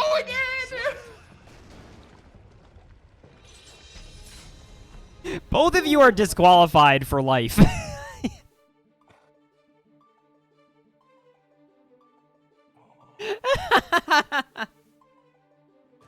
I understand. I love Beginner Cup. I should mention that right now. Sky just says hi. I'm having fun. Yeah, I'm glad, yeah. Sky. Yeah. I very much enjoy these tournaments. I don't talk very much when you're ever doing them, but I look down at my points like I'm always watching these apparently. But holy crap! Like these are the moments that I live for. Like these things right here where the players hit their like capacity of like, all right, here's where my tournament peak is going to be at. What do I do with the rest of this energy? No, I love that 100%. part. Now that we've played the, I'm going to call this the Thug Loser Semis because we had no control over when or where this Loser Semis was being played. We are now going to get into our winners finals of the night, which is going to be Ajikin and Cheshire, who have been big chillin'. Everyone remember these two? They were in the bracket. All right, and they might let the intros rock. This is going to be Testament versus Happy Chaos action. First to 3, everybody going to be winners finals. Been getting iced out real quick. Nah, I think they're big sleeping. They're in the big lazy chairs. Yeah, it's like, does the ice out work in this direction? Because neither one of them have played for the last how many ever minutes. Yeah, right. You know what's funny is we had quite a menagerie of like some technical issues and stuff in the beginning of the stream. This has still been one of the fastest brackets we've ever had, and I think it's just because the matches have been so violent. Like, they've just been over. Yeah, to a degree, people have been playing very, very well tonight, but on the other half, like, people are just swinging for as much damage as possible. Oh, no. Deus Ex? Deus Ex? No! Wait, he can do Deus Ex when he has a headache, right? Am I crazy? He can still do it. I think he can still do it. I think he can still do it. But don't quote me on that. Like, someone else in chat will correct us for sure. Oh, he can't? No, he can. Whoa. Whoa. Did you know that? Press 1 in chat if you knew that. And if you press 1, you're a liar. Wow, Gator taking a big bite out of Happy Chaos. All right, now the quarter game is beginning here. Oh my God, what happened? Here. Oh, wow. Yeah, like, that was, like, I feel like Educate was, like, 80% up. And I feel like Cheshire didn't do a big combo, just did, like, 2 combos. It was over. That was it. Yeah, he got gatored and then got comboed and died. It was like, well, you know what happened. MKG, I would hope you, or MKJ, I swear to gosh, I am actually straight dyslexic for J's and G's. I will always say the wrong one. I think it's just because they sound similar, but I will always mess them up. MKJ, I would hope you know that because you're like a god gamer. But anyway, sorry, Ajikin is going to break the wall here, have a little bit of positive moment from himself. I cannot believe how long Cheshire ran up to him. Oh, Cheshire plays differently. Like, I think they play him in such a way that's like, Dude. I don't want to show fear. I think No that's way. what Cheshire is really going for. The Gator of Reversal has reared its ugly head once more, but Ajikin not going to let it happen. That's going to be a gunshot quick for the boys. It's pronounced MKG, not MKJ. You're banned. All right, so now playing the game here, trying to keep Happy Chaos as much out as possible, but that's not a game you can really play against Happy Chaos. Like, Testament does have good poke buttons, but what's poke buttons to a person with a gun? And I think something that's important to note is that while you see, I think when you see like really high level Happy Chaoses, they tend to get headaches less and less. It is something that you will see even like, you know, like your Lost Souls and your gosh dang Umijos, like they will still do it where they'll get headaches in situations where things get weird or they're stressed out. Like, it's very easy to slip even a microcosm and get a headache as Happy Chaos and overspend your resources. So, like, seeing Ajikin kind of, like, pop here a little bit, yeah, again, gets another one. Like, I don't think these are intentional, but it's just hard to keep your resource management straight when it's this high stakes. Right, right. And especially when I feel like Educate has been forced to play on the outside a lot more in this matchup compared to some of the other matches that have been played. So it's just kind of like, ironically, Cheshire, by existing and how they play like any sort of approach to their game, is really beneficial in that regard. Oh my God, stuck in the corner. Ajikin's got to start FDing, but they throw the block low, and then the little high Gator says hello. Cheshire is going to put the first on the board in this first 2-3. Yeah, that was definitely a sign for sure. And just getting hit with that overhead, just sometimes you just got to cheer and say, hey, overheads. Hey, we doing overheads out here. You know what it is. Yeah. Hey, I'm overhead in here. Oh, I'm overhead. That's the high Gator. He says hi. Yeah. How's time for the Hi. hi? Hi. How's it going? Hi. Nice little munch as a treat. A little bit of a Happy Chaos as a treat. Dude, I like how someone earlier was like, dude, this Happy Chaos is playing the Homestuck colors. It's like, they're all Homestuck colors. No matter They're all Homestuck colors. Yeah, get out of here. They've claimed every color on the spectrum. C's color. That's a Homestuck reference. Yeah. And a JoJo's Is this a Homestuck reference? Dude, I feel like Right. if you say that nowadays, though, you're like, that makes you sound like a boomer. Like, Homestuck is like old internet phenomenon now. Like, you need your back medicine there, Grandpa.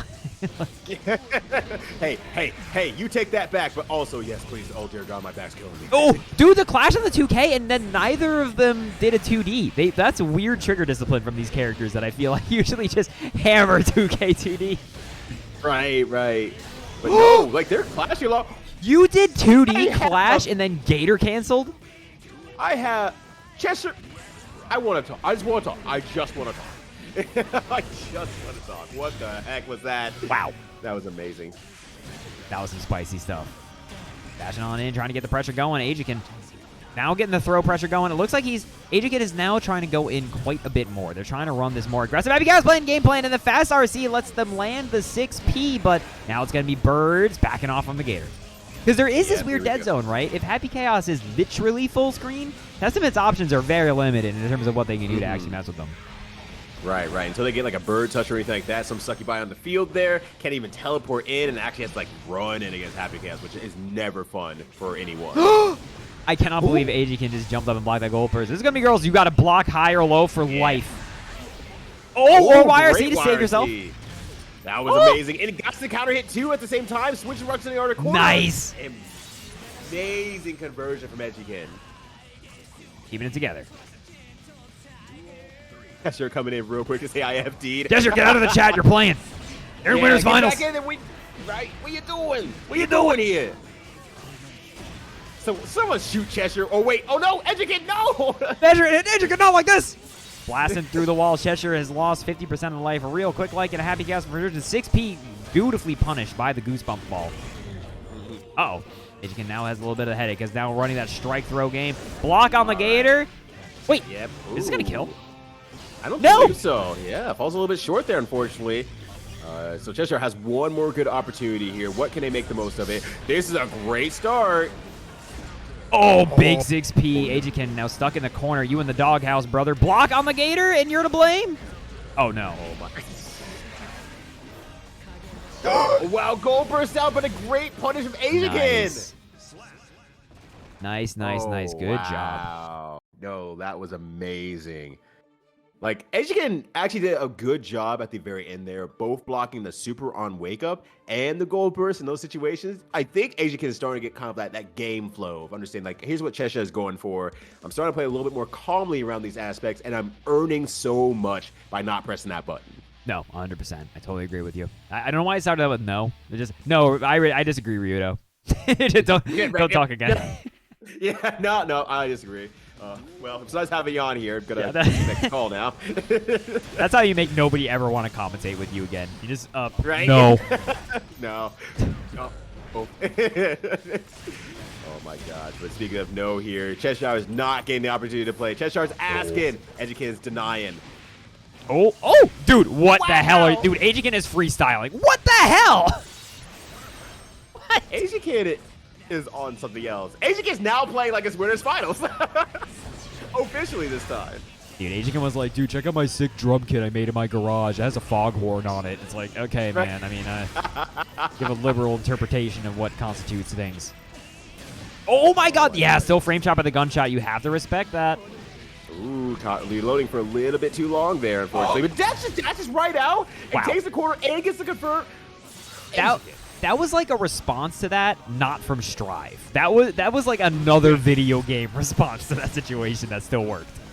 Yeah, that was some sick nasty in there. I don't know what game they were playing, but they are playing it good. It blocks it again. And just a little bit of the stanky leg straight in. Ajikin is up 2 right now against Cheshire. Also, how's it going there, Wii Sports? Hope you're doing good. Been a while. I always, I love to see. I really do appreciate everybody hanging out watching these beginner tournaments, and I always love to see the old graduates rolling over your old dusty bones. You know, our alum of Beginner Cup, which we have a lot of at this point, right? If we did the math, this is our 32nd one, right? Yeah, no, our 31st. It's our 31st one, so we have banned a minimum of 90 people. Yeah, I think we've banned, we banned like over that. I think we banned something like 100 if we count like the early graduations and stuff.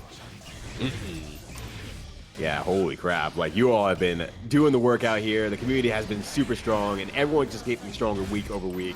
You all keep up the good work, like, legitimately. Keep up the amazing work. You're growing so much. Yeah, talking about you, Scythe Mark. You keep up the good work. This is all for you. Yeah, hold it down. For you. Right now, Ejikin is holding it down here, just keeping the corner very, very close to their heart here. And Cheshire has nothing to show for it. No burst, barely any meter. Well, a lot of meter now after taking a lot of hits, but bro, this is so hard. Oh god, the substitute immediately it was just like Happy Chaos down, and then there was just so many projectiles coming at Ajikin. But Ajikin now kind of back in control, but gets 2K2D for his troubles. Ooh, and great backdash from Ejikin to get over that Arbiter sign. That was super good. Ooh, the 5K into the big old 6H just like that. Cheshire's trying to fight back. This may be closer than it seems.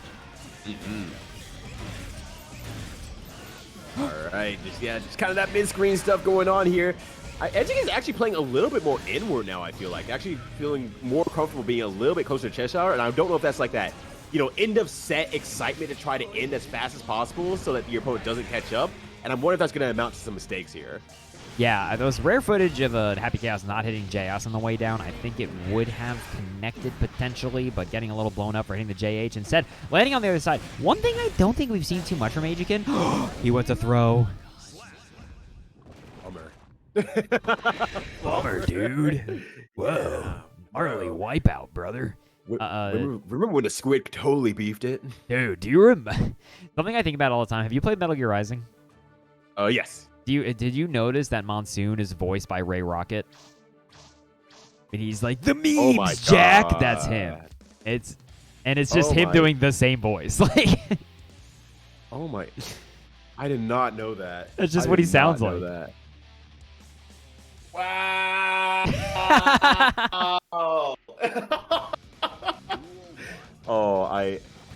My whole brain is broke. Oh my god. Show me what you got, Reggie. Like, it's the same thing. Anyway, sorry, 2-2 right now. We are fully tied up.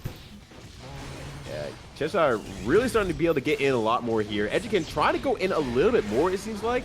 I don't know if he wants to give us that impatient or whatnot, but what Educan was doing earlier does not seem to be coming out nearly as much at this point.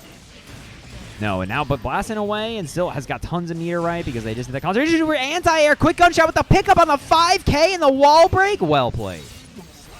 All right, maximizing the damage there. Now, once again on match point. You know, I don't know anything about chess, but I'm going to try to cater to the chess crowd and say, like, dude, that's just like that feel when you move rook to b5 and just assume that that's a proper...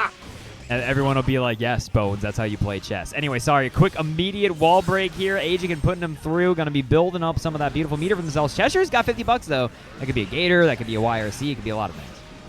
Yeah, but Edgekin has put theirs into the stock market, and they are earning off dividends on that. Almost got another 50 to speak of because of it. Oh, the guns come out just in time with that last hit. Yeah, just to quick confirm, the mid-screen stuff into the Deus Ex, which you usually only see from Happy Chaoses, I think, when it's going to kill, but I'm not going to knock it. But, dude, I feel like Ajikin was like, I'm in danger. Like, they smelled a gator in their bones, just backing off. Right. They did not want to have anything to do with that. Good defensive option from Ajikin. Oh, blasting him! Actually got caught. Ajikin's going to be able to concentrate up here, get rid of that little headache they just had, popping the ibuprofen. Oh, once again, Ajikin running in afterwards as well and getting punished for it. Oh, the gold burst was just a little bit outside. Now if Ajikin loses this round, he's going to have nothing to work with. Ajikin, you need to back. You make it substitute. You need to back out or stay close in because you have nothing to work with after that substitution. I feel like if Ajikin had reached for 2S there, it might have worked out, but they reached for the 2K. It is a little bit too stubby. We're now in double Luigi situation in this winners finals. Yeah, Ajikin, once again, their impatience getting the best of them, trying to run in and close the match out as soon as possible, has gotten them punished in so many ways. Every time they stay out, though, it seems like to be getting really rewarded. This is going to do a lot of damage. Ajikin now has just a little bit of life left in them in this winners finals part of the bracket, and it's not looking good. You're cornered by Testament, micro-dashing in, just trying to block it out, but they could not block the good old Hello Gator. And Cheshire is going to move on to grand finals over Ajikin. Well played. Yeah, the Gator Keeper out here just gatekeeping Ajikin from getting up to that grand finals. And Ajikin is now going to have to fight a little bit longer, but hey, maybe it's the kind of warmth that they need to be able to take grand finals. Maybe it is. Ajikin's going to have to move down. You know what? I respect how we ran this bracket tonight by our players kicking down the door and saying, now we're playing immediately. Because I've always thought it was unfair that the people in grand finals get to just like they play, right? And then that person who drops down to losers finals, bro, they get to like make lemonade and like buy a dog. Like they're chilling before the games get to them. Now Ajikin's got to play again. Is this brutal? Yes. However, it's different and funny. So Ajikin, if you want to take 5 seconds for the record, Ajikin, and catch your breath. They don't. Apparently, never mind. I'm falling on deaf ears because now it is going to be Ajikin versus Sky Varen in our first match of the night that will determine our order of top threes. So these players are already getting banned. They're already out there. But you only get one shot. that first place. So the question is, who will get third, who will get second, who will get first? Those will be the only time they ever get to do it. And Sacred Briars is playing. The question is, will this be the power-up they need? That was supposed to be a Vapor Thrust. I knew it, you knew it, get Generic Soda knew it, everybody knew it. 100%, everyone knew it. But now, Ajiken playing very, very strongly here. This is a little bit rough for Kai as well. Trying to get in on Happy Chaos, who has very similar poke buttons, but can also play at full wait, speed with, okay. No, oh my god, he did it twice! He fumbled the gun twice! Oh no! No, he RC'd it too fast! Okay. Dude, he was talking to him. He was hitting him with like the... Yeah, the Scooby-Doo! Oh, jeez. Dude, I don't think that was BM. I think Ajiken was just fucking up. He just goofed twice. Like, well, that happens. Like, surely this time. Oh my gosh! All right, the corner game begins here, but easily jumps out there with a JS and just steals the corner right back. Oh my god, dude, that Stun Dipper was the expressway out of the corner. You are not dead because they didn't have meter, but jeez, are you hurting? And the Sacred Briars are in full display. Right. Oh wow! Kai zoning? Kai actually was able to out-zone a Happy Chaos for a change? Insane. At Daisuke, Kai needs nerf for real, for real? Please, that's such a bad tool. Please don't take it away from him. You just realized, is this stage legal for the tournament? Hell no! But here we are anyway. Wow, wow, that 6P bopping him on over. Yeah, pushed into the corner and was able to break the wall in the corner as well. He was like the third wall break this round alone. Did you see Sky after the RC just try to sweep the leg? It's just from 90% of the screen away. Unfortunate block on that Vapor Thrust. Good block on the falling overhead out of that. Wow, and great punish on the 2K as well with their own 2K. Wow. Trying to get in and stay in, but Edgy is doing a great job of just coming out and really not a wall snap. I can't believe that just happened. It punished something, so there was a button press for sure, but I'm not sure what button at that point. Still, nonetheless, great stuff from Ejiken. Could have been a DP. Could have been a lot of things that just got chucked by that because he was just running up with the Glicky out and then went for the throw. Wow. Smart stuff. Ejiken, one on the board. Sky Baron is going to have to dig deep, but Sky's been fighting. They've been fighting. They've been scrapping. Oh, yeah. Is this still a first to 3? Please type in chat. Yes, it is a first 2, 3. And then, hold on. I have to be a proper Twitch man. Kappa. This guy's like, thanks. Wait, what does that mean? What does that mean? Oh, shit. Wait, yeah. I didn't actually mean to mix Sky if I did. Sky's going to die. Is he messing with me? You know what? Just assume that you're on your last game no matter what, Sky, and play your brains out. You got to play like Ajiken. Ajiken assumes everything he's coming into is a first to 30. Yeah, right. I thought that was winner's final. Ajiken, we just started the tournament. Yeah, but, you know. Dude, you know. I thought I was nasty with it. But, okay, that headache in the beginning there is actually, like, that had a very tangible impact, right? Ajiken was immediately then pushing the corner. Sky properly running in. Punching the buttons. The little tippy-tap pickup. That's going to be a Ride the Lightning Blue. Look at this health bar melt. Brrr, bam! Barely alive. Short of the kill. Yeah, a little bit short there. But still, 50 meters on the other side as well was really good. Oh, that punch was coming. That was coming. Dude, the haymaker was coming straight at Kyle. Oh, yeah. There's no horsing around there with that haymaker for sure, but still, good stuff from Sky. Staying on the board here. Really trying to keep up with Ejiken. I just realized, why is it called a haymaker? Thanks, hey. What? What? This is the least helpful response I've ever received to anything in my whole life. Wow, the falling down JS popped up. Still a little bit of meter on their side. Dude, Ajiken not converting the Deus Ex. Oh, it makes you hit the hay. I agree with JD. That's probably why. It was hit by Jeremy Haymaker. True. Because people slipped on the hay.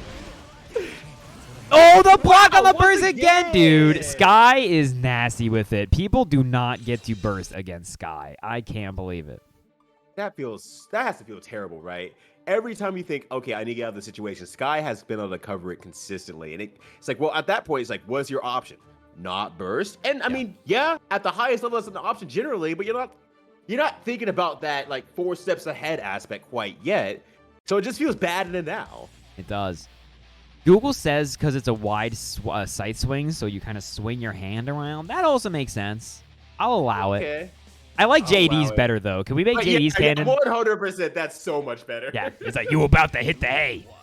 Yeah, yeah. That's insanely good. That sounds like something like a Mafia punch would do or something like that. Oh, well, speaking of hitting the hay, Sky really wants to go to bed right now because holy crap, that was a 50% life, and the timer hasn't even been like 8 seconds in yet. Dude, I literally turned around to grab my cashews, and I turned back around, and just so much has happened. Please help. You should have activated your cashews earlier. Activated my cashews? The hell do you mean to activate a cashew? Maybe you should try activating your cashew, just like making some hay. Wow, okay, that burst actually worked, and now it's going to be a huge bonus on that burst, and Sky's going to burst right back. Oh, my God. Oh, my gosh. I wonder if that J's maybe came out a little bit too late. I was surprised because I thought Sky was going to actually get the JS after that air dash. That's so unfortunate. Ooh, Oh, put confirm. Has a meter for it, too. All right. You get the Diary Claw. So there's a charge on the other side as well. Bro, that I like that. Just like that. Don't look back. I can't believe the path I'm on. That path is forward, straight to the throw. But here we go. Ooh. All right. Actually playing a little bit of fundamentals and Fuzi there. Sky does get the whiff, and Edgecan punishes it. Super clean. Yeah, taking these shots from full screen, but Edgecan, a little overextension again, getting that headache. Does not have the ability to keep firing. Oh, trade. Oh, wow. That's insane. That's absolutely insane. I think that is the strongest stuff Ajiken has represented. Just when they're running that traditional, just Happy Chaos pressure of doing like button, gunshot, like they really have that down. I think it's when they're at their scariest. Like, whereas in these neutral situations, never mind, that was about to be cash money. I was going to say in these neutral situations, I think Ajiken is overextended often enough to get themselves in trouble. No burst that time. Sky, I think that's their first missed burst bait. Yeah, Edgecan starting to probably realize like, okay, Sky's been doing this all night. Let me actually, you know, think about it a little bit more, burst somewhere that feels a little bit more awkward and uncomfortable. And it worked out great. There was the Happy Chaos Classic, a little bit of overextension trying to whiff punish something. You can't whiff punish Happy Chaos, but you can kill him. Sky Baron is going to be 2 on the board against Ajiken. Yeah, good stuff, good stuff. So one thing I'm seeing from Sky kind of during these matches as well is that Sky is really doing a lot of forcing their way in, like bulldogging their way in. So they're dashing in, and even if they get like punished and like get shot and like push out again, they try to dash back in again, like just really trying to keep the pressure on against Edgecan. And I think that's kind of starting to wear on Edgecan as the matches go on. Yeah, 100%. I totally agree with you. Sky is in chat, says streams pause. Doesn't matter. Get out of here. You're banned. You're playing League. I'm actually win. Oh my gosh. All right. Sky Baron's up 2 against Ajiken, and Ajiken has been looking lightning this entire tournament. But, I mean, I think Sky has proven of these people in this bracket, they might be just the scrappiest of them all. Sky has been just straight gaming, coming up with stuff on the fly, and they're now 2 points up. Oh, my God. That Stun Dipper was heard around the world. Yeah. Case in point of really trying to just use that forward momentum, running on the ground, and just trying to open up Ajiken. That's a part of the mix right there. Am I going to go for the cool swipey button or not? Yeah, exactly. Powering up. Okay. Still a bit of trade. Dude, you cannot keep him out. No, absolutely not. Sky wants violence. Sky wants to be in. 6H stagger connects, but nothing really for it. Of all the things to get hit by, that's one of the least bad. Oh, my God. How did this happen? God.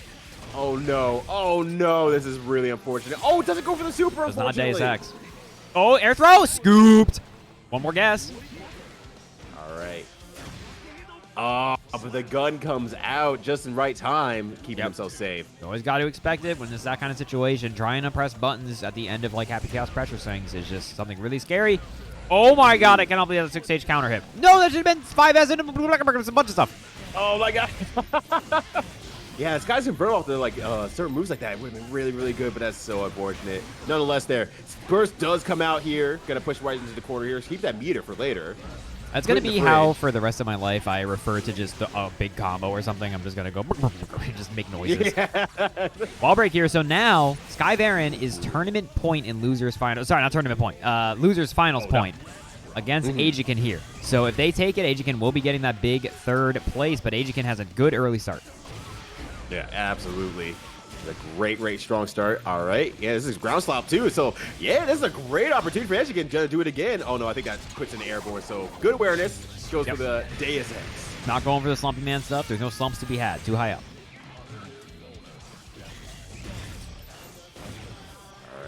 Exactly. Just trying to pay patiently there, not trying to rush in or anything like that. And you can actually see Sky blocking at this point here. Usually Sky's just kind of running in like unabashedly, but this is not Wow, a what dangerous attack! zone for Sky. Oh, and then duffed by the Haymaker. Called that because it makes you fall asleep. Aegican is going to be tying it up 2-2 in this losers finals. They both want that first place. They're not comfortable. They're fighting. Yeah. No, they're definitely scrapping for sure. And I think it's finally starting to catch up a little bit. Sky doing that very adamant dashing in and whatnot. And you can, at some point, has to be like, okay, yeah, if that's what you're going to do, I'm not going to let you do that. And try to prevent more of that damage that's coming from that. And then at that point, it's like, well, what does Sky do? What is Sky going to do at that point? Yeah. The hay hitter? Dude, that's The good. hay hitter. That's me. That's me every night. Yeah. Like 8 hours of sleep. Every night when I'm going to sleep, I'm the hay hitter. Hay hitter. As in, I have a bale of hay next to my bed and I hit it. Tied up For 2-2. exercise. Lands that big 2S. Oh, no! Disastrous back throw. Oh, double no! 6P tries to save the day, but the whip punish on the 2H. That was great. Look at me in the eyes and tell me that was an intentional 2H. That was a vapor thrust every day of the Absolutely week. not. This guy's going to come in right after the round like, that was a DP, OMG. Wall break here, but Aegican's got $100. Yeah, definitely living rich and nice, but spends 50 of it on an egregious purchase of a bunch of Funko Pops. Bunch of Funko Pops? Dude, Happy Chaos is a true troll, I gotta tell you. Oh, And the Sun Dipper on the toe is gonna. my I was gonna say, Happy Chaos does not have a lot of really immediately powerful meter dumps to do in neutral like some other characters. So waiting and using it as a YRC, I think, is one of the meanest things you can do as a Happy Chaos player because you just get to be like, why'd you go in on me, you idiot? Right. Unless they bait it. So Sky now on again. Losers finals point. If they can close it out, but Aegican again.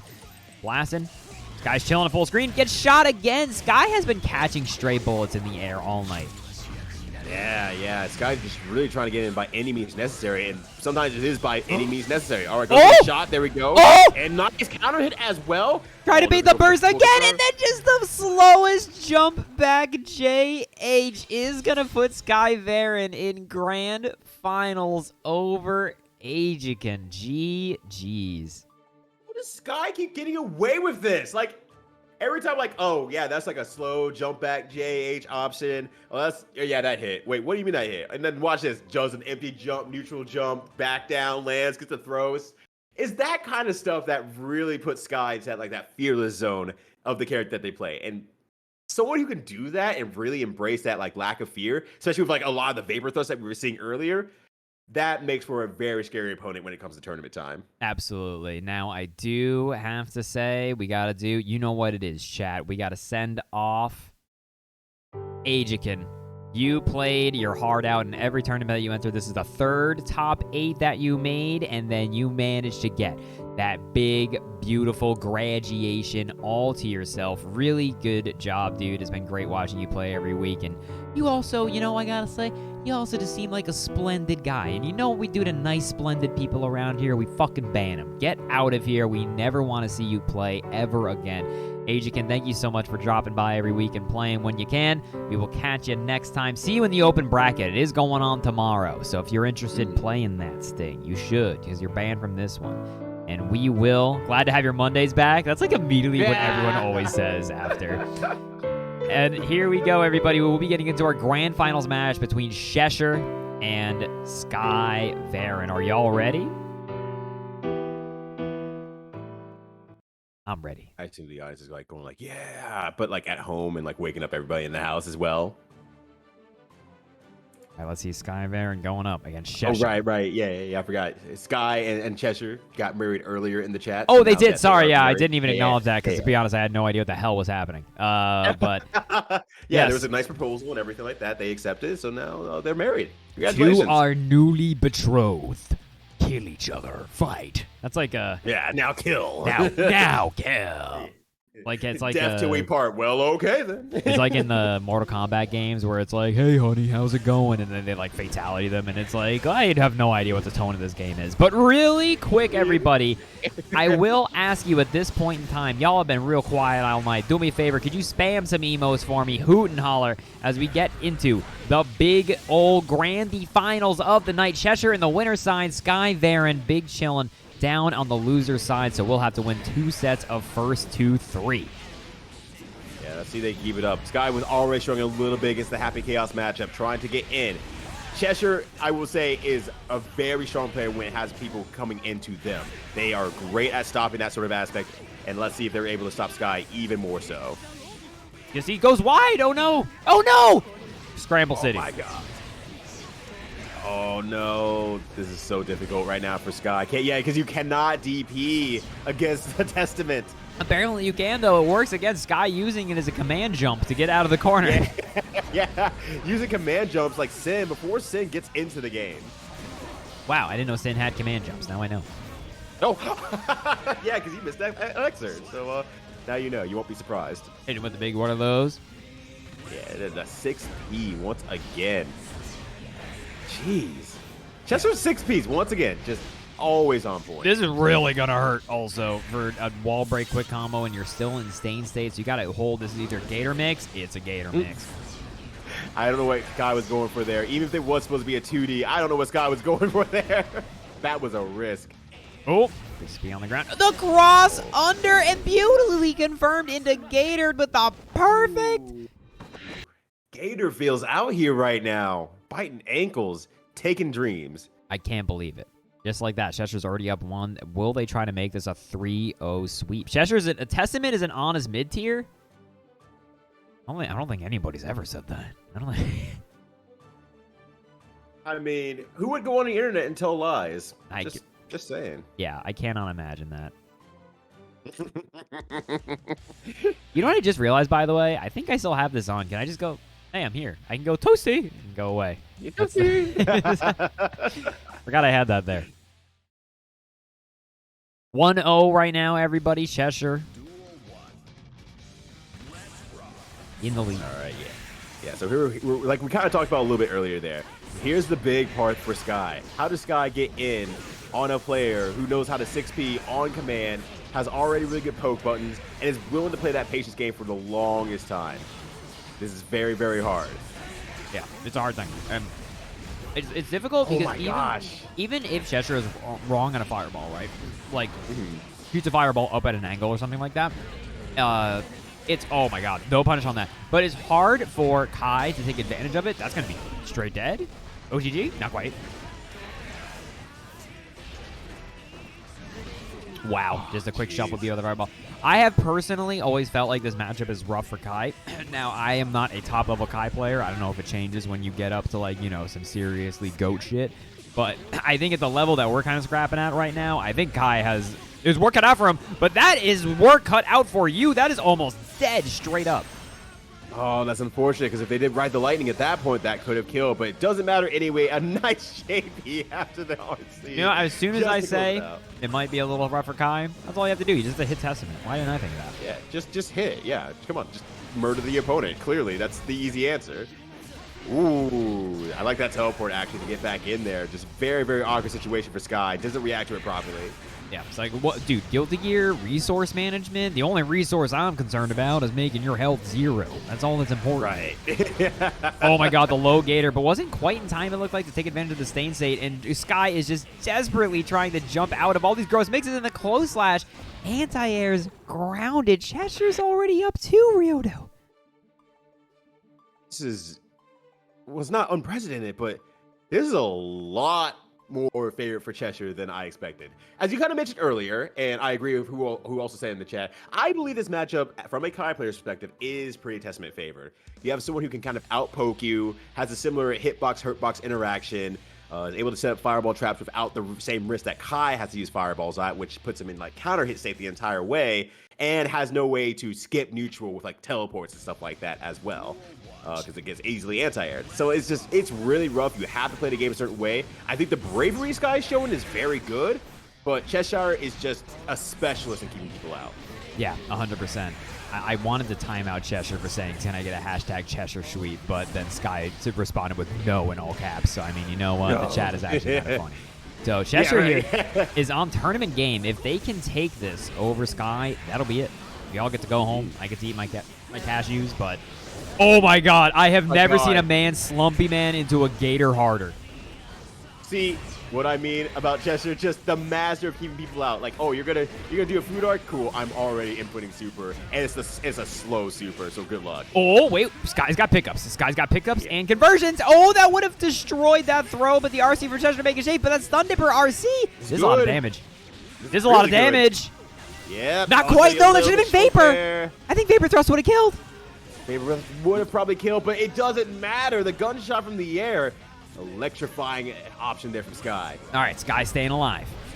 Ooh, and ran in with that bravery. Once again, like I said, Sky's doing the right thing, using a lot of the bravery to get in. I cannot believe Cheshire pressed on a Kai close slash. You are actually built different. I mean, I'm also built different, but that's poorly. I'm built bad. Yeah, I'm built bad. I don't know who put me together, but I gotta say, they got a net. Right, return me to sender, please. Oh no! All okay, right. yo, didn't actually do anything. I thought they had sent out the bird. BRC from full screen, maybe a little bit of kind of a misread on the situation. The taco hitting the front? Yeah, like just front tacos. Ooh, jumps out the Arbiter sign again, and just a nice quick 2K there to prevent their entry from Sky.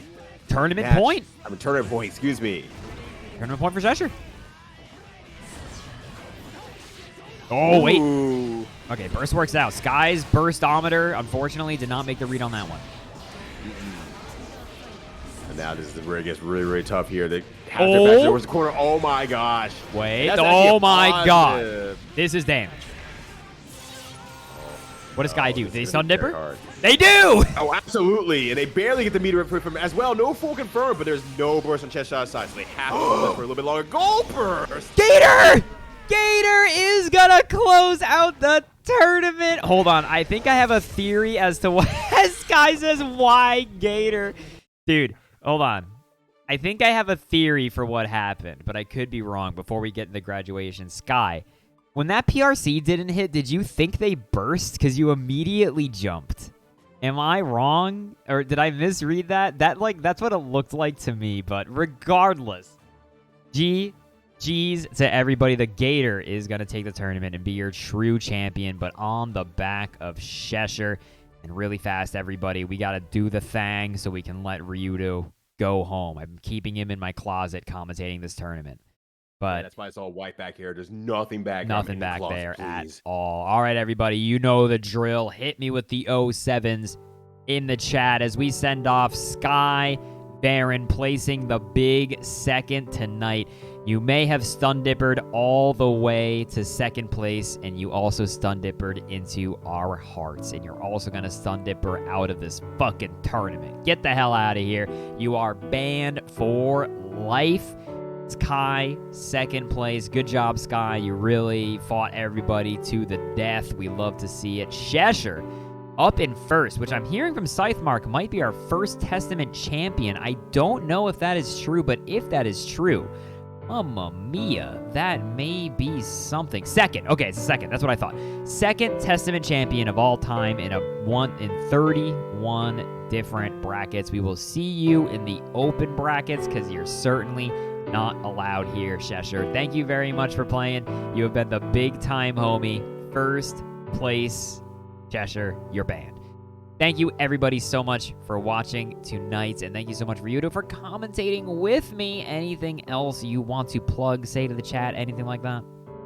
Hey, I mean, I already plugged myself earlier. Like I said, I stream on Twitch. I don't always do fighting games. I do goofy games like Bubsy, as we talked about. So, hey, if you want to join in, it's actually the perfect time to join in because we're going to Bad Game December. So, oh, shit. If you want to watch some bad games suggested by the chat community, I'd love to have you here. So, But that said, I want to ultimately say, once again, week over week, I do watch these pretty often. And, like, I lurk in the background while I'm cooking and stuff like that. And seeing a lot of these players and seeing all these players grow and like share information with each other in the chat and everything has been awesome. Seriously, y'all, keep it up. I'm really excited to potentially see you at some like Frosty Faustings, Combo Breaker, or anything else, and me commentating your match in that open tournament aspect. And I'm sure Bones feels exactly the same. That reminds me, I'm going to see you at MagFest. So we will definitely... You're going to MagFest? I'm a biggest MagFest fan on Earth, so I will definitely see you there, dude. We may have kind of only been passing ships in the night, but I'm doing nothing at MagFest other than be rambunctious and kick over garbage cans. So I will see you there, Ryyudo. Thank you again so much for commentating, dude. It's always an absolute pleasure. Absolutely, absolutely. It's gonna be my first MagFest, so hey, it's gonna be an exciting one for me. Oh yeah, dude. I'll catch you there. All right, for sure, for sure. Later, dude. Another one of the books. Oh boy. You know what's funny about living in a house? Unlike living in an apartment that I didn't expect everybody. When people start cooking in the background and you're like, you haven't eaten too much that day, god damn, I'm hungry. I gotta go eat me some big ol' whatever the hell they're having. So before we leave, you know what it is. No gimmick tonight. We're just going to do a quick outro. We're going to let y'all get on your way. Let me just do this and do this. Beautiful. Thank you all so much for watching. I'm going to go ahead and thank everybody for the big follows and stuff like that tonight. Thank you so much. I will catch you all later. And thank you so much to the following wonderful people. Masuo15, Noah DT Dog 69, Oa Marox, Karat Shep, Projectiles Cheat for the big follows, Crouching Idiot for the big 3-month, Black Sensei, Senpo Plus K, Nate the Insane Unicorn, Fish One, and yet another Astrid. That's a little loud, sorry. For the big follows. Thank you all so much for watching. Thank you so much for playing. I'm gonna go try to find a raid before this outro ends.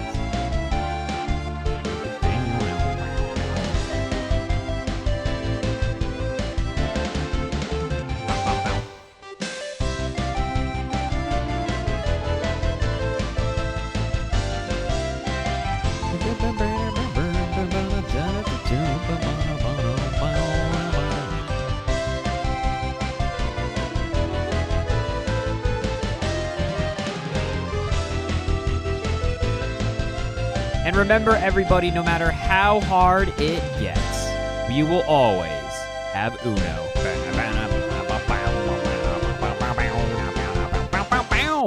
Thank you all so much for watching. I see Jin is streaming, so I'm going to go ahead and raid Jin. I owe her for commentating with me several times. You all know Jin. She's great.